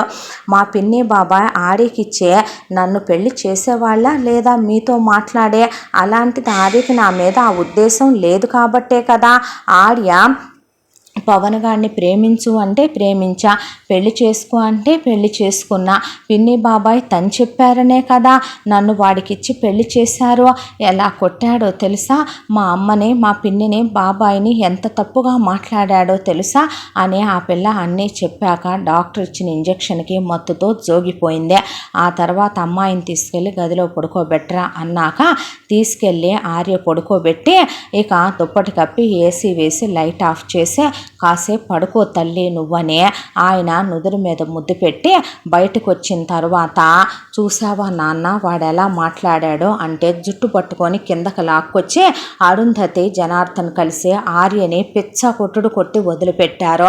నీకు చెప్పా నీ మౌనంతో నువ్వు అమూల్యమైన దాన్ని పోగొట్టుకుంటావనే, ఈరోజు ఆ పిల్ల ఆ నరకం అనుభవించి ఆ చీప్ అలగా వెధవ ఆ పిల్లను కొట్టి అన్ని మాటలని నిందలు వేయటానికి కారణమే నువ్వు. మీ అమ్మ అంటూనే ఉంది వాళ్ళు తేడా ఫ్యామిలీ అని. అవును, ఆ వీడియో ఎక్కడి నుంచి వచ్చిందమ్మా అంటే, గుళ్ళో నువ్వు మాట్లాడావా అన్నాడు జనార్దన్. మాట్లాడానండి. ఎందుకే వాళ్ళకి అవన్నీ చెప్పి ఆ పిల్లని సావగొట్టిద్దాం అనుకున్నావా? నా కొడుకు జీవితంలో దిగులు నిండిపోయి వాళ్ళు ఆ రోజు ఏం మాట్లాడారో వాళ్ళే మాత్రం రికార్డు చేయలేదో ఆ రోజు జరిగింది ఇది అని బ్యామ్ అని ఆయన్ని కొడుకుని వాటేసుకొని ఏడ్చింది అరుంధతే. వాళ్ళు నాశనం అయిపోను, నేను ఎలా కనపడుతున్నానయ్యా, నేను వదిలేసి ఊరుకుంటానా, ఇంత డబ్బు సంపాదించింది ఎందుకయ్యా నువ్వు అన్న తర్వాత కాసేపు నిద్రపోయాక వాళ్ళంతా చూడమని చెప్పింది అరుంధతే. అప్పుడు వసుమతి నిద్ర లేచింది. లేచిన తర్వాత అరుంధతి స్నానానికి వెళ్ళింది. ఆంటీ ఆంటీ అని పిలుస్తుంటే ఆర్య పరిగెత్తుకెళ్ళాడు. ఏమైందిరా అంటే, ఆంటీ అంటే పర్లేదు చెప్పు అంటే, వాష్రూమ్కి వెళ్ళాలి ఆర్య, లేవలేకపోతున్నాను, కాళ్ళు చేతులు ఏం పనిచేయట్లేదు అనేపాటికి పేగులు తెగిపోయినాయి ఆర్యకే. చిన్న సూది గుచ్చుకుంటేనే తను తట్టుకోలేడే వసుమతికి. అలాంటిదే ఆ మాటలు వినే కళ్ళల్లోంచి రక్త కన్నీరు ఒక్కటే తక్కువ.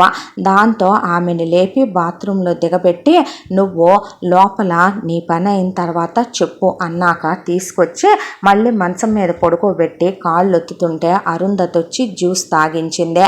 తాగిస్తే అమ్మా కాస్త ట్యాబ్లెట్ వేసుకో తల్లి అని వేశాక ఒళ్ళంతా కంపరంగా ఉందా అంటే, స్నానం చేస్తాను అంటే, నేను చేయిస్తానమ్మా అని నువ్వు బయటికి పోరా అని ఆర్యను బయటికి పంపించిన తర్వాత ఆవిడ బట్టలు తీసి టవల్ కడితే ఆ అమ్మాయి ఒళ్ళంతా ఆ దెబ్బలు కదుములు కట్టిపోయి రక్తాలు కారిపోయి బొనికలన్నీ వాసిపోయి అమ్మో ఆమె చూడలేకపోయిందే. ఇక వేడి నీళ్లు పోస్తే మంటలెత్తిపోద్ది ఒళ్ళని సన్నీళ్లు పోసి స్నానం చేస్తూ మెళ్ళో ఉన్న నల్లబూసలు తెంపేసి కాళ్ళకున్న మెట్టెలు తీసి అవతల పడేసి వాడు పెట్టిన ఎంగేజ్మెంట్ రింగ్ అవి తీసి కమోడ్లో వేసి ఫ్లెష్ కొట్టేసింది. ఆ తర్వాత పొడి బట్టలు గౌన్ వేసి ఆ అమ్మాయి కాస్త తలదువ్వి పౌడర్ రాసి బొట్టు పెట్టి అలా మంచం మీద పడుకోబెట్టింది. పోలీసులు వచ్చి మొత్తం స్టేట్మెంట్లు తీసుకొని వెళ్ళారు. ఆ తర్వాత ఆర్య వసు దగ్గరే కూర్చుని కాళ్ళు ఒత్తుతూ కాళ్ళు పట్టుకొని ఆమె కాళ్ళ మీద కన్నీళ్లు పడేంత వరకు వెక్కి వెక్కి ఏడ్చాడు. చేయాల్సిన మహాపాపాలన్నీ చేశాక నీలాంటి వాళ్ళకి ఇలాంటి బుద్ధులు పుడతాయి ఎదవ సన్నాసి అని ఆవిడ వెళ్ళిపోయి భోజనం తీసుకొస్తే నేనే తినిపిస్తానని వసుకి తినిపించాడు. ఈలోపు వాళ్ళ పిన్ని బాబాయ్ అన్నలు వదనలు రావటం, పవన్ వాళ్ళ ఫ్యామిలీ మొత్తాన్ని పోలీసులు అరెస్ట్ చేసి జైల్లో పడేసిన తర్వాత ఇక జనార్దన్ పోలీసులకి పెద్ద సూట్ కేసు డబ్బులు ఇచ్చి, కాసేపు మీ లేడీ కానిస్టేబుల్ని మీరు ఇక్కడ మీ స్టేషన్కి కాపలాగా ఉంచి మీ అందరూ కొద్దిగా టీ తాగటానికి బయటికి వెళ్ళిరండి అన్నాడు ఆయన. వాళ్ళు స్టేషను గడేసి బయటికి వెళ్ళిన తర్వాత అరుంధతి వాహిని కోడళ్ళిద్దరూ కలిసి ఇక కొంగులు బొడ్లో దోపుకున్నారు. నీలాంబరి కోడళ్ళిద్దరిని నోట్లో నుంచి చొంగపడేంత వరకు పడేసి బాది పారేశారు ఆడోళ్ళు. ఏమే మేము బెడ్షీట్లు మార్చామా, మేము పిల్లల్ని తార్చుకున్నామా, మా బావగాడి గదిలోకి నేను వెళ్ళానా, మా ఆయన గదిలోకి మా అక్క వచ్చిందా, మీరెంత మీ బతుకెంత, మా పిల్లని కావాలని వచ్చి మా వాకిట్లోకి మా పిల్లని అట్లా కొడతారంటే మీరు అని పడేసి చితక్ కొడితే ఒకవైపున రాజారాం కొడుకులిద్దరు, మరొక వైపున జనార్దన్ కలిసి రంగారావు పెద్ద కొడుకుని కుమ్మేసి వదిలిపెడితే పవన్ని మాత్రం మీరడ్డు లేవండని ఆర్య కుక్కను కొట్టినట్టు కొట్టాడు. లేడీ కానిస్టేబుళ్ళు బాగా కొట్టారు వీళ్ళు. ఇది 3rd డిగ్రీ కన్నా చాలా స్పెషల్గా ఉంది. దెబ్బలు కనపట్లేదు కానీ ఎక్కడికక్కడ మాత్రం కముకులు తేలేలా బాదారు అని ఏమీ ఎరగనట్టు పోలీసులు వస్తే, ఓ పోలీసు ఆయనో మాకు డబ్బులున్నాయి అంటే, కానీ ఇప్పుడు మీ మీద మాకు ప్రూఫ్లు దొరికినాయి అన్నాడు ఆయన. అన్నాక తీసుకెళ్ళి కోర్టులో సబ్మిట్ చేస్తే కేసు చాలా పెద్దది చేయించాడు జనార్దన్. దాంతో ఇక మీ మొత్తానికి శిక్షలు పడతాయమ్మా, మీ ఆయన గవర్నమెంట్ ఉద్యోగం పోద్దే, మొత్తం మీడియాలకు ఎక్కుతారు, మీకు ఫ్యూచరే లేకుండా పోద్దే, మీ మొత్తానికి జైలు శిక్షలు పడి ఫ్యామిలీ లోపలికి వెళ్లాల్సి వస్తుంది. అటెంప్ట్ టు మర్డర్ దగ్గర నుంచి, అక్రమ సంబంధాలు అంటకట్టడం దగ్గర నుంచి, ఫేక్ ప్రెగ్నెన్సీల దగ్గర నుంచి, డొమెస్టిక్ వైలెన్స్లో వరకట్నం కేసులు అన్నీ ఉన్నాయి మీ మీద అని లాయర్ చెప్తే, ఇప్పుడు ఆ అమ్మాయి కేసు రిటర్న్ తీసుకుంటే తీసుకున్నట్టు, లేదంటే మీ బతుకంతా ఇక జైల్లో పడి ఆడవటమేనని చెప్పేశాడు లాయరు. దాంతో ఇక వసుమతి కాళ్ళు పట్టుకోవటం తప్ప వేరే ఆప్షన్ లేక పవన్, ఇక నువ్వు కేసు వాపస్ తీసుకో, నీకు కావలసింది విడాకులే అయితే నేను ఇచ్చేస్తాను, నువ్వు ఆర్యనే పెళ్లి చేసుకొని హ్యాపీగా ఉండో అని త్యాగమూర్తిలాగా డైలాగులు చెప్తే, కేసు వాపస్ తీసుకో, నీకు దండం పెడతాను, కొంగు పట్టు అడుగుతున్నాను అంది నీలాంబరే. నేను కేసు వాపస్ తీసుకుంటాను, అయితే తీసుకునే ముందు జరిగిన నిజాలేంటో మీ అందరూ ఒప్పుకొని, జరిగిన నిజాలు జరిగినట్టు మీరు ప్రమాణం చేసుకొని, నువ్వు నీలాంబరిని నీ మీద నువ్వే ఒట్టేసుకొని మీ వాళ్ళందరి మీద ఒట్టేసి నిజాలు చెప్పు, అప్పుడు వెనక్కి తీసుకుంటాను కేసు అంది వసు.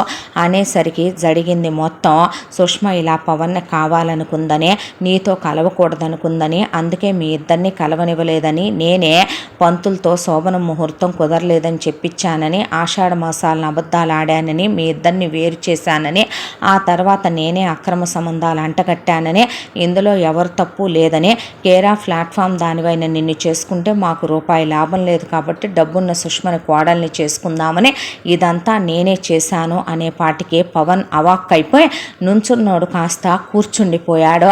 ఆ తర్వాత పవన్ దగ్గరికి వచ్చింది వసుమతి. ఎడంకాలు చెప్పిడిసి మొహం పగిలిపోయిందాకా కొట్టింది పవన్నే. ఇదిరా రాస్కెల్ నిజం, నేను కడుపుతో ఉన్నానన్నదే, ఆర్య నా దగ్గరికి వచ్చాడన్నదే, ఆర్య నాతో ఇంటిమేట్ అయి క్లోజ్ అయ్యాడన్నదే నువ్వు నీ ఫ్యామిలీ కలిసి అల్లిన కట్టు కథ. ఒరే చీప్ ఫెలో, నేను నిజంగానే తప్పు చేయాలనుకుంటే ఓపెన్గానే తిరగొచ్చురా, ఆర్యతో తిరగటం ఎందుకు? నేనే చెడిపోయిన దాన్ని అయితే కనుక, నన్నే మా పిన్ని బాబాయ్ తారిస్తే గనక, వాళ్ళు ఎలాంటి వాళ్ళైతే గనక, నేనంత చీప్ మైండెడ్ ఆడదాన్ని అయితే కనుక, నువ్వు ఎన్నోసార్లు కాలేజ్ డేస్లో నాతో క్లోజ్ అవుదాం అనుకున్నావు, పెళ్ళయ్యాక కక్కుర్తితో క్లోజ్ అవుదాం అనుకున్నావు, అంతకుముందు నువ్వు నా ప్రియుడివి తర్వాత మొగుడివి అని నేను అనుకుంటే గనక, నీతో ఎన్నిసార్లు కులకాలి? నీకన్నా డబ్బున్న వాళ్ళు, అందగాళ్ళు కాలేజీలో నాకు చాలామంది ప్రపోజ్ చేశారు, వాళ్ళందరితో నేను ఇంటిమేట్ అయి క్లోజ్ అవ్వకూడదా? ఒక్క విషయం చెప్పమంటావా? ఆడ తప్పు చెయ్యాలి అనుకుంటే ఆ ఇంటికి గడపకు కూడా ఆ విషయం తెలియకుండా చేయగలదంట.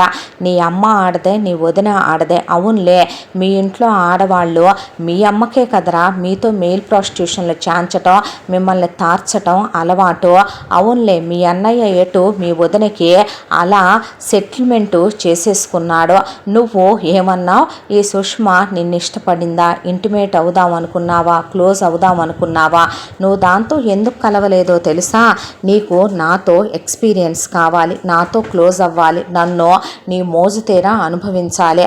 ఆ రోజు నిన్ను నేను చీ అన్నాను కాబట్టే నువ్వు సచ్చిందాకా నా కోసం వెళ్ళినా నేను నీ మీద దయాజాలి ఆర్య చెప్పేంత వరకు తలవలేదు కాబట్టే నా మీద నీకు ఏలినాటి పగ ఏర్పడిపోయింది. నన్ను కుక్కను అనుభవించినట్టు మోజు తీరా అనుభవించాలనుకున్నావు. దానికి ముందు నువ్వు దీంతో కలిసినా నీకు అది హ్యాపీనెస్ రాదు. అందుకే నువ్వు నిజంగా పెళ్ళికి, ప్రేమకి, పవిత్రమైనటువంటి బంధానికి నమ్మకం పునాదంటారు. ఆ నమ్మకమే నీకు నా మీద ఉన్నా, నువ్వు నిజంగా నువ్వు ఉండమంటేనే, ఆర్య వాళ్ళ ఆఫీస్లో జాబ్ చేయమంటేనే, నువ్వు మిడిల్ క్లాస్ బతుకు కాబట్టి నీది, నా జీతం నీకు యూజ్ అవుద్దనే దాంతో నేను సరేనని నీ ఇష్టంతో నీ పర్మిషన్తోనే ఓకే అన్నాను. ఒకరోజు నీకు భర్తగా విలువిచ్చే. ఈరోజు నీకు నాకు మధ్య ఆ బంధమే లేదు. నువ్వు నా ఒంటి మీద కొట్టిన దెబ్బలు ఎలా మర్చిపోతానురా, మాట్లాడిన బూతులు ఎలా మర్చిపోతానో. నీ తండ్రి వాడు కన్న తండ్రిరా, ఎన్ని బూతులురా వాడు మాట్లాడింది. నీ అన్న నీ బాబు కలిసి మాతో కూడా నైట్లు గడుపుతావంటే అని అడిగారు నన్ను. ఇక నీ వదిన చెల్లెలైతే నన్ను ప్రాస్టిట్యూషన్ చేసుకోవచ్చుగా అన్నారు. నీ అమ్మ పిన్ని నీకు నన్ను కొట్టడం చేత కాలేదంట, నీకు పెంచటం రాలేదంట. ఇది ఆ వంకతో నన్ను ఎలా కొట్టిందో తెలుసా? వీడు రాత్రంతా నన్ను ఎలా కొట్టాడో తెలుసా? మీలాంటి వాళ్ళని నేను వదిలేస్తే ఆడజాతే సిగ్గుతో తల వంచుకొని కాండ్రెచ్చి నా ముఖాన ఉమ్మోస్తుందనే కేసుని ఫైల్ చేయించేసింది వసు. దాంతో వాళ్ళ ఫ్యామిలీ మొత్తానికి కూడా శిక్షలు మొత్తానికి పడి లోపలికి తోసేశారు. పిల్లల్ని శరణ్య వాళ్ళ అమ్మా నాన్న వచ్చి తీసుకెళ్ళిపోయారు. నాకు ఎలిమని కూడా అక్కర్లేదు, డివోర్స్ కావాలని అడిగింది వసు. డివోర్స్ ఇప్పించేశారు పవన్తో. వీళ్ళు ఏ కట్న కానుకలైతే వసుమతికి అప్పచెప్పారు వాటిని మాత్రమే వెనక్కి తీసుకున్నారు వసుమతి వాళ్ళు, నగలు, డబ్బులు. ఆ తరువాత ఇక వసుమతి వాళ్ళ అన్నయ్య వాళ్ళు వచ్చేయమ్మా మాతో పాటు అమెరికా మాతో పాటు ఉందు కానీ అంటే వస్తూ ఆలోచిస్తూ కూర్చుంటే వద్దులే అరుణ్, వద్దులే శ్రీకర్, తనకి అమెరికా రావటం ఇష్టం లేదు, ఇక్కడే తను మా డాడీ దగ్గరే వర్క్ చేసుకుంటూ తను ఇక్కడ హ్యాపీగానే ఉందే, మా డాడీకి కూడా తను బాగా అలవాటైపోయిందే, మా ఆఫీసులోనే ఉంటుందిలే, తను ఇక్కడే వర్క్ చేసుకుంటుందిలే అన్న తర్వాత మరి ఉంటావా అమ్మా అంటే వసు ఉంటానన్నయ్య, మీరు వెళ్ళండి, జీవితంలో తగిలిన దెబ్బలు నాకు చాలా ధైర్యాన్ని నేర్పించాయి అంది వసు. ఆ తర్వాత వాళ్ళ అన్నలు వదినలు ధైర్యం చెప్పి వాళ్ళు అమెరికాకి వెళ్ళిపోయారు. పిల్లను ఒక్కదాన్ని వదిలిపెట్టి మేము అమెరికా ఎలా వస్తాంరా, మాకు ఒంట్లో ఓపిక ఉందలే ఇంకా అని చెప్పి వాహిని రాజారాం వసుమతిని కనిపెట్టుకొని అక్కడే ఉంటూ వసు ఇదివరకిట్లాగానే ఆడితో కలిసి ఆఫీస్కి వెళ్ళొస్తూ సరదాగా వాళ్ళింటికి వీళ్ళింటికి తిప్పుతూ ఆర్య వసుని నార్మల్ చేయటానికి శతవిధాలా ప్రయత్నించే ట్రిప్పులకి దైవ దర్శనాలకి తిప్పి అలా 1 సంవత్సర కాలం గడిచిపోయింది. ఇంత దాంట్లో కొడుకు మనసులో మాట చెప్తాడేమో అంటే సచ్చిన ఆ మాట మాత్రం బయటికి చెప్పట్లా. ఒక రోజున ఏం పుట్టిందిరా పొయ్యే కాలం నీకు, ఇప్పుడైనా నీ మనసులో మాట ఆ పిల్లకి చెప్పవారా ముద్రష్టపోడా అంటే ఏమైందమ్మా ఇప్పుడు చెప్పకపోతే, నా వసు నా కళ్ళ ముందే ఉందిగా అన్న తర్వాత పిచ్చేమైనా ఎక్కిందేంట్రా నీకు, ఇలాగే ఉంటావా ఏంటి నువ్వు అంటే పర్వాలేదు నాన్న, ప్రేమ అంటే ఏంటి, నిజంగా ప్రేమ పవిత్రమైనదే, దానికి సెక్స్తో పని లేదు, దానికి తాళితో పిల్లలతో పని లేదు, ఒకళ్ళతో ఒకళ్ళు కలిసున్న ఆత్మతృప్తితో బతికేస్తాను నేను. రేపొద్దున వసుకు వాళ్ళ పిన్ని బాబాయ్ ఇంకో సంబంధం చూసి పెళ్లి చేస్తే చెయ్యర్లే నాన్న, చేసిన తర్వాత అయినా సరే నేను తనను చూసుకుంటూ అలా ఉండిపోతాను, తనకి ఇష్టం లేకుండా నేను తన్నే ఎలా ప్రేమిస్తాను ఎలా పెళ్లి చేసుకుంటాను అంటే నేను తన్ను ప్రేమించానే కానీ తను వాణ్ణి ప్రేమించలేదు, నన్ను ప్రేమించలేదు.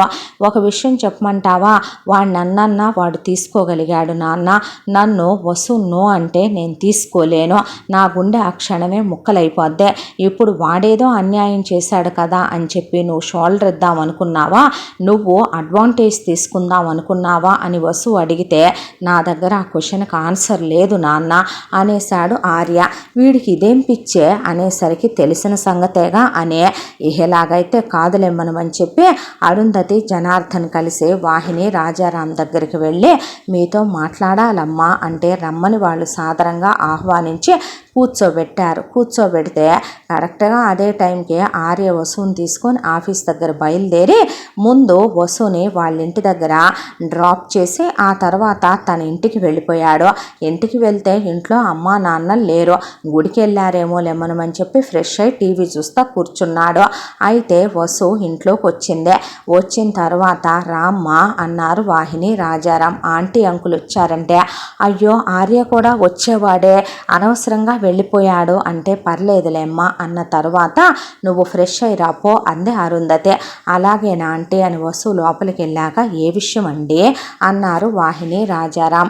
మా ఆర్యకి వసునిచ్చి పెళ్లి చేయమనమని అడగటానికని వచ్చాం, మీ బంగారు తల్లిని మా ఇంటికి పంపిస్తే మా ఇంటి వరాల తల్లిగా కొలుచుకుంటాం, కాలు కింద పెట్టనివ్వకుండా గుండెల్లో పెట్టుకొని చూసుకుంటాం, మా ఇంటికి పంపించి మా వంశాన్ని వృద్ధి చేసే దేవతగా మా ఇంటికి మేము ఆహ్వానించటానికి సిద్ధంగా ఉన్నాం, పంపిస్తారా అనే కొంగుపట్టి అడిగింది అరుంధతి. అమ్మా ఏంటిది అన్నాడు రాజారాం. ఏమో అన్నయ్య, నా వరకు నేను ఒకటే అనుకుంటాను, ఒకసారి వసుని పోగొట్టుకొనే మేము చాలా పెద్ద తప్పు చేసాం, ఇంకోసారి పోగొట్టుకోలేం, ఆయన ప్రాణం అంతా పిల్ల మీదే ఉంది అన్నాక మా ఆర్య కన్నా కూడా నాకు వసు మీద నమ్మకం ఎక్కువ, అన్ని బాధ్యతలు తనకే అప్పచెబుదాం అనుకుంటున్నాను, మీరు కాదనొద్దు, మా ఇంటికి కోడల్ని చేయండి అన్న తరువాత అంతకన్నా అదృష్టమా, అసలు ఆ దరిద్రపు సంబంధం మేము ఆర్య చెప్పాడని ఇచ్చి చేసాం, లేదంటే మొదటే ఆడికి వసునిచ్చి పెళ్లి చేసేవాళ్ళం, కానీ అబ్బాయి మనసులో ఏముందో మా మాట వాడు కాదండమ్మా అని అక్కడికి కూడా ఆర్య మీద చెప్పకూడదని ఆర్య ప్రేమించాడనే విషయాన్ని బయటికి అనలేదు అరుంధతి జనార్దన్. అప్పుడే వసు బయటకు వచ్చిన తర్వాత అమ్మ ఆంటీ అంకుల్ ఇలా అంటున్నారు నువ్వేమంటావు అనే వాహిని రాజారాం అంటే ఏంటంటే ఇదే పిచ్చి పట్టిందా అంకుల్ మీ ఇద్దరికీ కూడాను? మా ఇద్దరి మధ్య ఉంది పవిత్రమైన స్నేహం. ఆడికి నా మీద ఉద్దేశం ఎప్పుడూ లేదు. ఉండుంటే కాలేజ్ డేస్లోనే చెప్పేవాడు.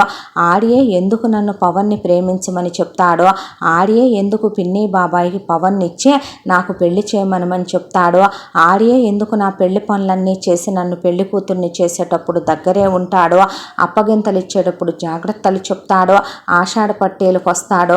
పిచ్చంకుల్, మీరు స్నేహానికి ప్రేమకి మధ్య కన్ఫ్యూజ్ అవుతున్నారా అంటే, నేను ఆఫీసులో ఉంటూ మీకు అలవాటైపోయాననుకుంటే ఎప్పటికీ ఆఫీసులోనే ఉంటా.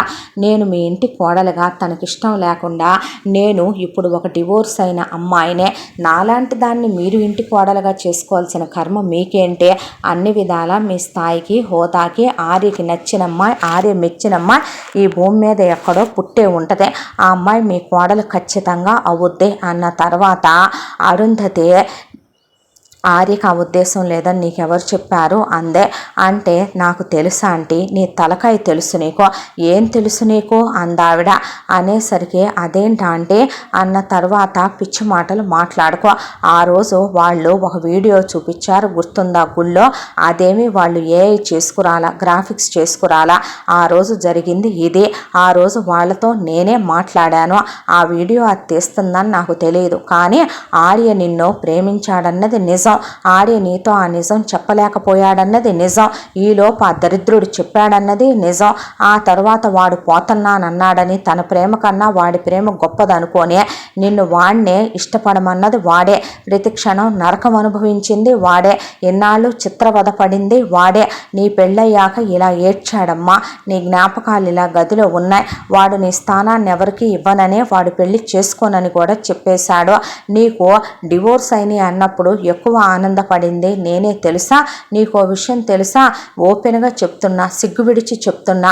నా కొడుకు నేను ఒకటే కోరుకున్నాం. తప్పే చేశామో ఒప్పే చేశామో వాడికి నీకు ఆ బంధం తెగిపోతే బాగుండు అనుకున్నాం. మీరు మళ్ళీ తిప్పి ఏకమవ్వాలని, నువ్వు నా ఇంట్లో కోడలుగా అడుగు పెట్టాలి అని అనుకున్నా. వాడు నిన్ను ముట్టుకోలేదని అనుకున్నావు అనుకోకో.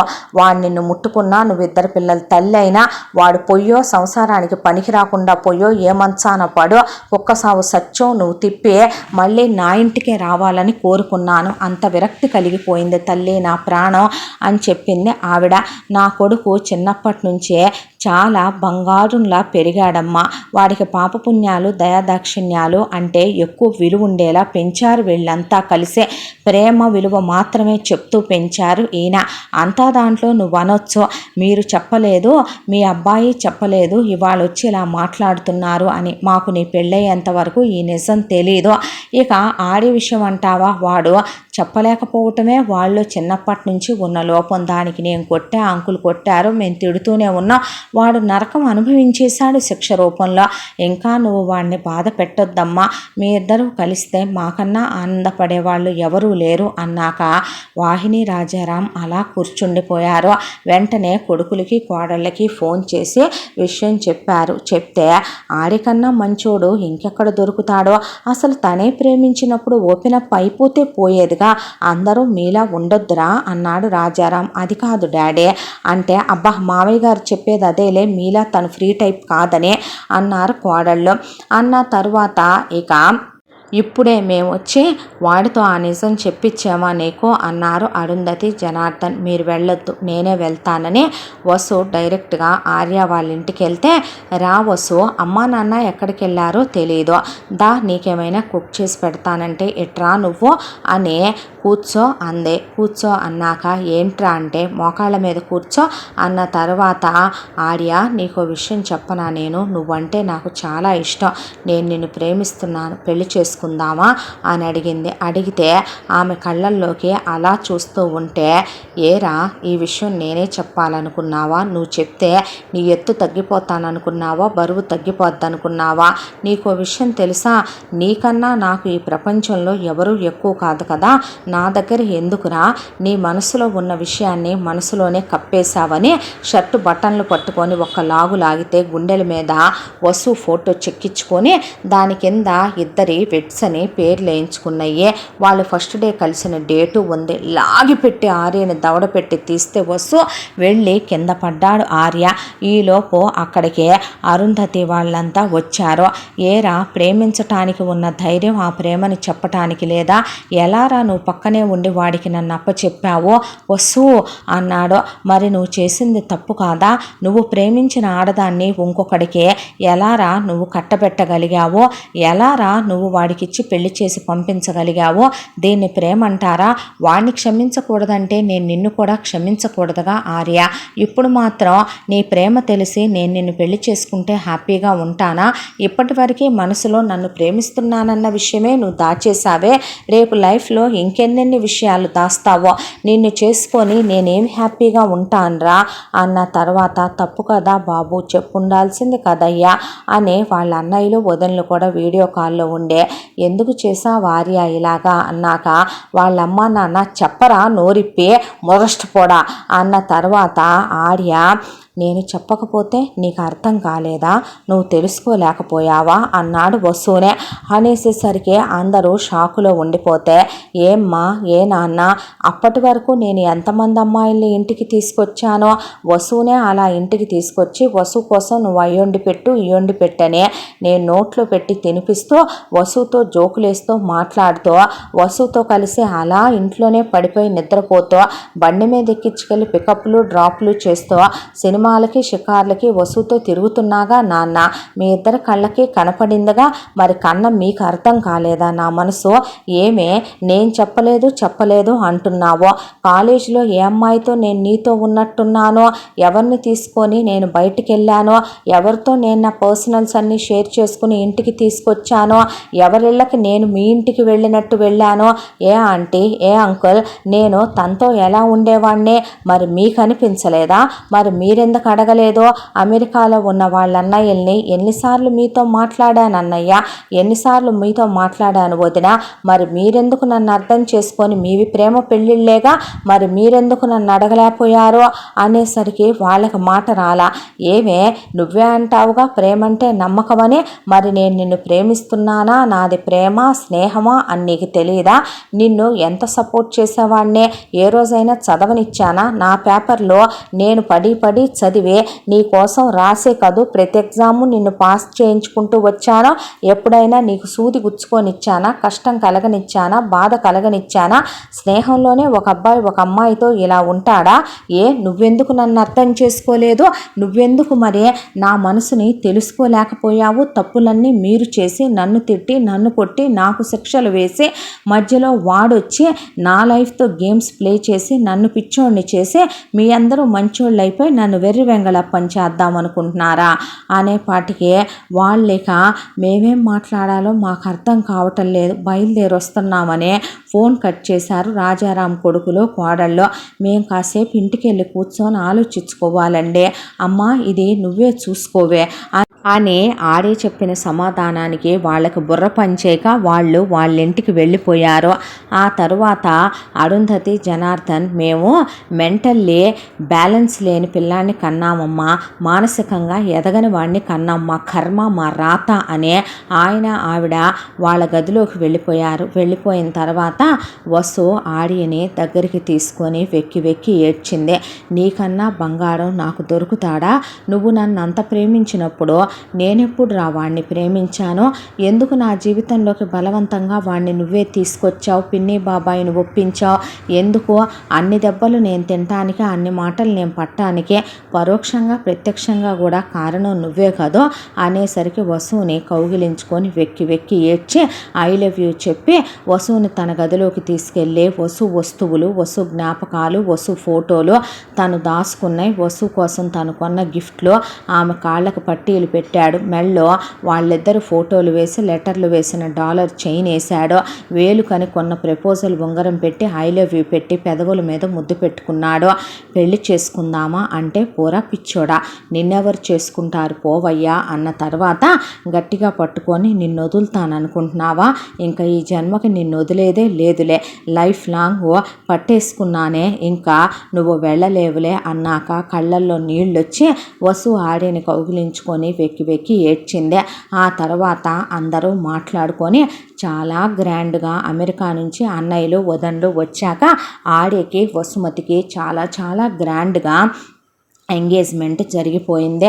అయిపోయిన తర్వాత దేవతలే దిగివచ్చారేమో ఆ పెళ్లి చూడటానికి అన్నట్టుగా అరుంధతి జనార్దన్ పెద్ద పెద్ద మినిస్టర్ల దగ్గర నుంచి పిలిపించి అంగరంగ వైభవంగా మెహందీ, హల్దీ, సంగీతం, మ్యూజికల్ నైట్లు ధూమ్ధామ్గా పెట్టే కొడుక్కి 16 రోజుల పెళ్లి చేసింది అరుంధతి.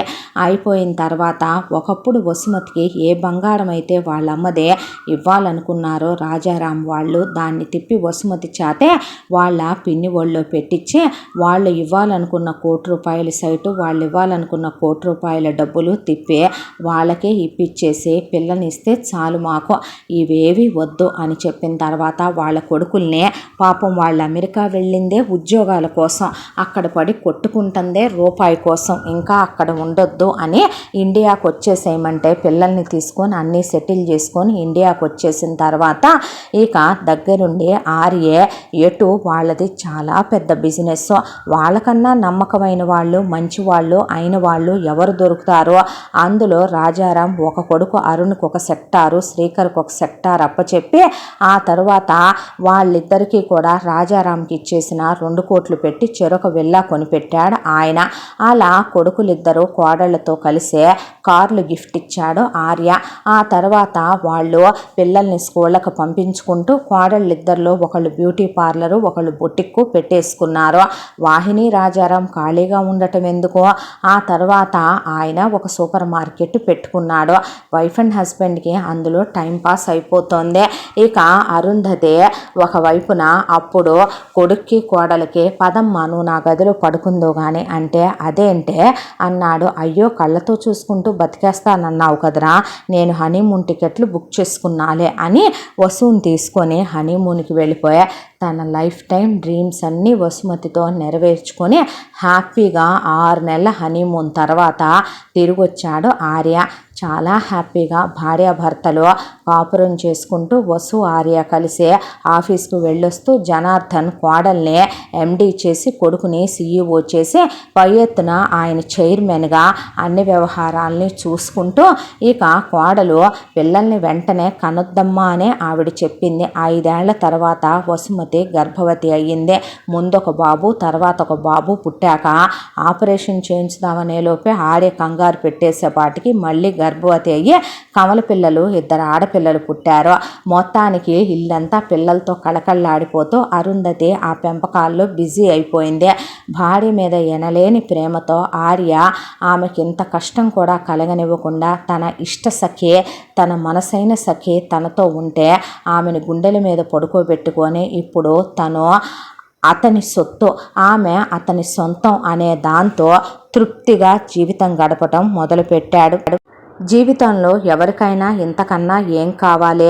వాళ్ళకి ఒక్కొక్క పిల్లలే పుట్టుకుంటూ వచ్చినందుకు ఆర్య విషయంలో మాత్రం అది బ్రేక్ అయ్యి మొత్తానికి ఆర్య 4 పిల్లలకి తండ్రి అయ్యాడు. అరుంధతి జనార్దన్కి అది చాలా హ్యాపీ అయిన విషయం. కోట్ల రూపాయల వ్యాపారాలు కొడుకు కోళ్ళు చూసుకుంటున్నారు. అయిన వాళ్ళైనటువంటి కోడలు అన్నలే వాళ్ళు ఒకవైపున సపోర్టివ్గా ఉన్నారు. కష్టపడి బ్రతికే వాళ్ళు వాళ్ళలాంటి వాళ్ళని మనం పెట్టుకున్నా చేయూతగా ఉంటారు. ఈ రోజుకి ఆడపిల్లకి వాళ్ళు ఏదైనా తీసుకొచ్చి ముచ్చటగా అవని ఇవని వండుకొచ్చి పెట్టుకోవటమే తప్ప ఏ రోజు కూతురు మీద ఆధారపడి బ్రతికే వాళ్ళు కాదు వాహిని రాజారాం.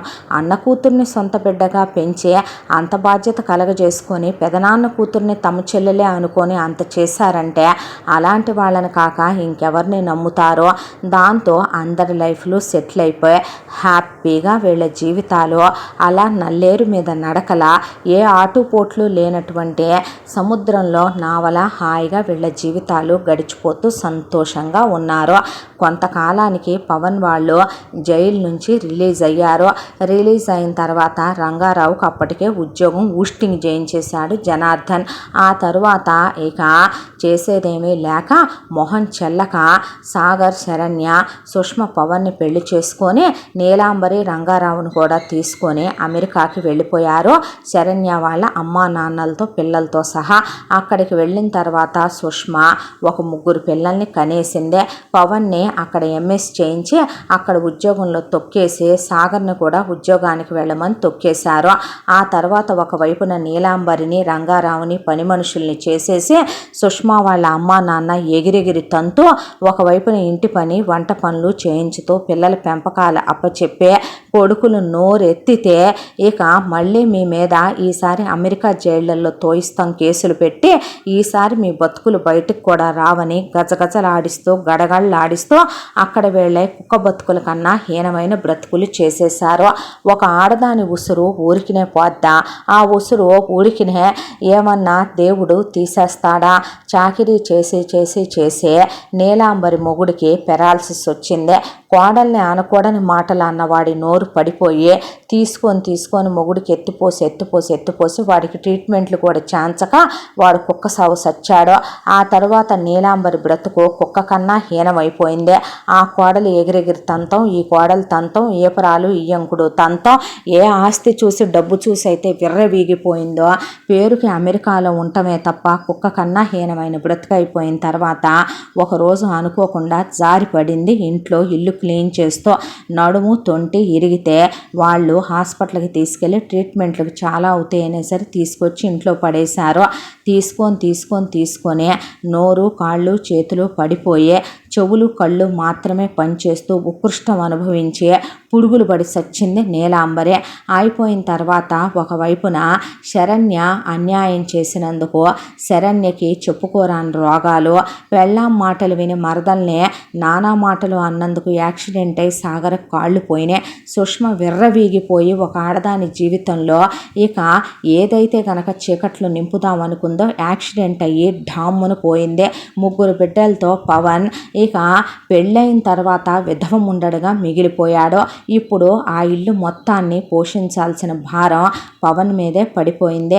పవనే ఒకవైపున ఉద్యోగానికి వెళ్ళొస్తూ తన పిల్లల్ని, అన్న పిల్లల్ని చూసుకుంటూ ఒకవైపున ఇక ఇంకా ఇక్కడ ఉండి చేసేదేముంది అనే దాంతో ఇండియాకు వెళ్ళిపోదామని శరణ్య వాళ్ళ అమ్మా నాన్న ఇక అక్కడ ఉన్న ఆస్తిపాస్తులు అమ్ముకొని వస్తాం మేమని వెళ్ళిన వాళ్ళు కాస్త శుభ్రంగా డబ్బులు మొత్తం అమ్మి తిరిగి వస్తూ ఉండగా ఒక బంధువులని చెప్పి దూర బంధువులు ఎవరో కలిసి పెద్ద వ్యాపారంలో పెట్టుబడి పెడదామని చెప్పి డబ్బులు పెట్టించారని అక్కడ ఇన్వెస్ట్మెంట్లు పెట్టి వాళ్ళు శుభ్రంగా బోర్డు తిప్పేసి వెళ్ళిపోయి ఇద్దరు హార్ట్ అటాకులు వచ్చి ఢామ్మును ఎగిరిపోయారు శరణ్య వాళ్ళ అమ్మా నాన్న. ఇక మొత్తం భారం అంతా పవన్ మీద పడే పవనే ఇల్లు ఈదుకు రావాల్సి వస్తుంది. తన పిల్లల్ని ఒకవైపున అన్నయ్య పిల్లల్ని, అన్నయ్యకి ఎటు ఆరోగ్యం బాగోలేదు, అమ్మా నాన్న పోయారు, వదిన్ని చూసుకోవాలి, అన్నయ్య పిల్లల్ని లాక్కు రావాలి, జీవితం ఏంటో అర్థం కావటం లేదు. ఒక ఆడదానికి చేసిన తప్పు మాత్రం ప్రతిరోజు ఏదో ఒక క్షణంలో గుర్తొస్తూనే ఉండేదే. వసుమతిని కొట్టిన దెబ్బలు, ఆర్య మీద వసుమతి మీద వేసిన నిందలు. భగవంతుడు మనం ఎంత దూరం వెళ్ళినా వెంటనే ఆయన చూపించాలి అనుకున్నవి చూపించకపోయినా మనదనే రోజు ఒకటి వచ్చినప్పుడు మనకు వేయకపోయినా మన మనసుకు వేస్తాడు శిక్ష. ఏ కుటుంబం అయితే చెప్పిన మాటలు తను నమ్మాడో ఆ కుటుంబమే ఆ అమ్మా నాన్న తన కళ్ళ ముందు కుక్క సాగు సచ్చే, ఏ పెళ్ళాన్నైతే మోసం చేసే వదిన చెల్లెలతో కులుకుదామనుకున్నాడో దాన్ని పెళ్లి చేసుకొని పిల్లల్ని కానీ అది పోయి పెళ్ళాం లేని మొగుడుగా మిగిలిపోయే, ఏ వదిన అయితే తన బతుకును నాశనం చేద్దామనుకుందో చెప్పుకోరాని రోగాలు వచ్చే, అన్నకి కాళ్ళు పొయ్యే, ఒకవైపున పిల్లల భారాలు పడి ఇల్లు పోషించడం తన మీదే పడిపోయే, ఇండియా రాలేక అమెరికాలో ఉండలేక ప్రత్యక్ష నరకం అంటే ఎలా ఉంటుందో చూస్తూ అక్కడ కుక్క కన్నా హీనమైన బతుకు బతకటం మొదలుపెట్టాడు పవన్. ఎవరు చేసుకున్న కర్మ వాళ్ళు అనుభవించక తప్పదేమో. తన ప్రియమైన ఇష్ట సఖితో జీవితం అంతా సంతోషంగా ఆనందంగా గడుపుతూ ఇక ఒకవైపున ఆర్య మాత్రం తన జీవితంలో ఏ చీకట్లయితే ఒకానొక ఒకరోజు వచ్చినాయో, ఏ గ్రహణం అయితే తన జీవితాన్ని ఆవహించాలని చూసిందో అవి తొలగిపోయి సంతోషంగా భార్య బిడ్డలతో ఫ్యామిలీతో ఆనందంగా ఉన్నాడో, మనం మంచి తలిస్తే దేవుడు ఏదో ఒక రూపంలో మనకి మంచి తలుస్తాడంటానికి నిదర్శనం ఇదే. ఇంతటితో ఈ కథ సమాప్తం. మళ్ళీ మరొక మంచి కథతో కలుసుకుందాం. తప్పకుండా మన ఛానల్ని లైక్ చేయండి, షేర్ చేయండి, సబ్స్క్రైబ్ చేయండి, బెల్ ఐకాన్ క్లిక్ చేసి ఆల్ అనే బటన్ని ప్రెస్ చేయడం మర్చిపోకండి. ఈ కథను మనకు అందించిన కథా రచయిత్రి జి యామిని శ్రీనివాస్ గారు. Thank you.